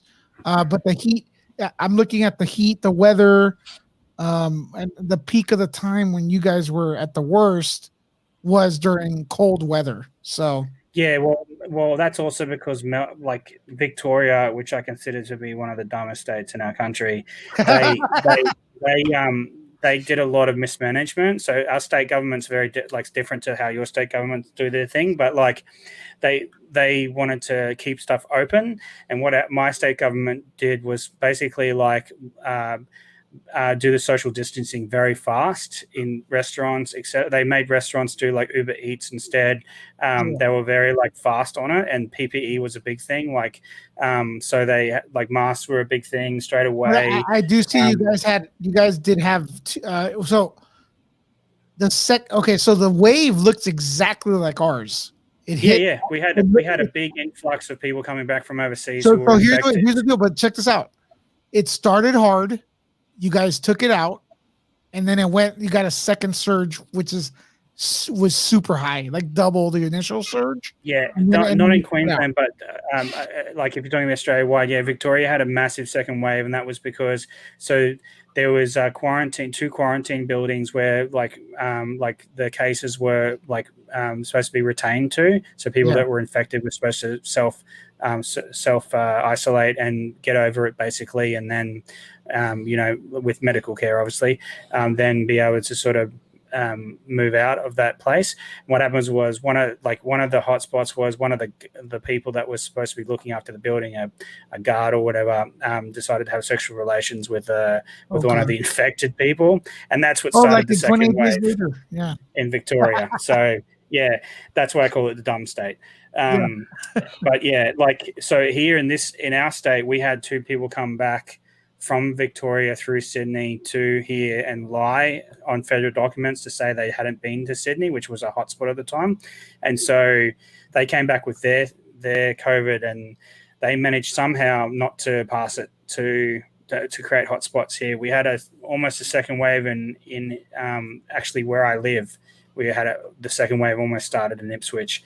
And so, it's I think it was. So if we're following your pattern, then by spring we'll be where you're at right now. Yeah, I'm going by weather patterns. Yeah. Well, like I think weather may have played a role, like the dryness of it. But like weather. Oh, you guys are dry. Yeah. Well, we have a dry That's heat. It even was better. like 40 degrees yesterday. So like the Celsius, that is. So like. Yeah, I think you're correct in that the weather played a part, but I think also we just had a government that just did a better job. And also we don't have this whole you can't tell me what to do government attitude that I feel like a lot of Americans sort of have towards the federal government. I think a lot of that is propaganda, dude. I think a lot of people need to wear a mask. I don't want to wear a mask. Like, whereas all of us were like, New Zealand didn't have that at all. New Zealand had none of that crap. It was just, I think it was the team of 5 million was out. Okay, but hold on, though. Yeah, didn't you lock down immediately in New Zealand? Yeah, we locked down literally immediately. Straight away. They were like, no one in or out, the end. Yeah. Everyone in California wears a mask as they're taking a dump in the toilet, and there's masks being worn here everywhere, dude. Yeah, and guess what? We have the worst masks aren't effective. Like, the material masks aren't medical masks, so they're still going to allow stuff to get through. They don't protect eyes, like, and also people touching and handshaking and all that. We weren't doing that, so like we were doing elbow bumps in the workplace, or like just waving. We weren't even touching each other, and lots of hand sanitizer. Like, so it's like I don't know. I don't know why it's different. Like because I don't live personally in the States, obviously, but Yeah. I feel like our government, a federal government, and even though I'm not a big fan of the federal government, like our federal government and us and my state government did a really good, like even at one point, our federal government wanted to open the borders between Queensland and the South, and my state government premier, which is what we call them, she was like, no, we're not doing that to the federal government. And to me, that saved us from a second wave, because right after that, that's when You guys did get a second wave though, according to the chart. Yeah, we got like not as big as Victoria's second. It looks bigger. What are you talking about? Are you talking about Australia, or are you talking about States? Australia. That's what I googled. Yeah, so that's why, because Melbourne got Victoria got a massive second wave, whereas Queensland, where I live, we did not get a second wave. Guys, Paul, you're very charming with your voice. You're very handsome. I've said that in streams before, but it's almost 4:00, bro. And Lunga just came back. I know, but Lunga doesn't give a shit about us. Lunga's like, fuck it, I'm gonna go back. I think let's do this until 10 a.m. Yeah, why not? I actually have I can't say why, but Jody's coming in at 10 a.m. to my studio. So you guys know, first time in my studio. I know Lewis has some exciting stuff in the works cooking. He's got some stuff in the oven. So, guys, I gotta get going, but I want to everybody support the channels here. Lunga, shameless plug, real quick. Yeah, guys, the Great Council here on YouTube. You just search the Great Council. We do our midday mashup every day at 2 p.m. Central, which is noon Pacific time. And like I said, Tuesday nights we're going to be starting our D&D, the Council of Six D&D game. It's me, Yellow, John from Nerd Reactor, Slevin, Game World Intel, and our friend Spencer, and my girlfriend is going to be playing with us as well. Shit, more people are coming in right now. Fuck. No sleep for you, man. No sleep for you. Good, shameless plug. You guys can rewatch it. Go. Yeah, all right. Yeah, I tried putting a link down. How do I put links down in here? Just put it on. Or give it on the private. I'll share it. Okay. Yeah. All right. There we go. Yeah, that's my link there. Yeah, I'm a filmmaker, and it's Collaborative Kiwi Studios because I'm collaborative and I'm a Kiwi and I run a studio. Oh, nice, man. That's awesome. Paul? Oh, you want me to plug? Plug Jeffrey. I don't know. I know.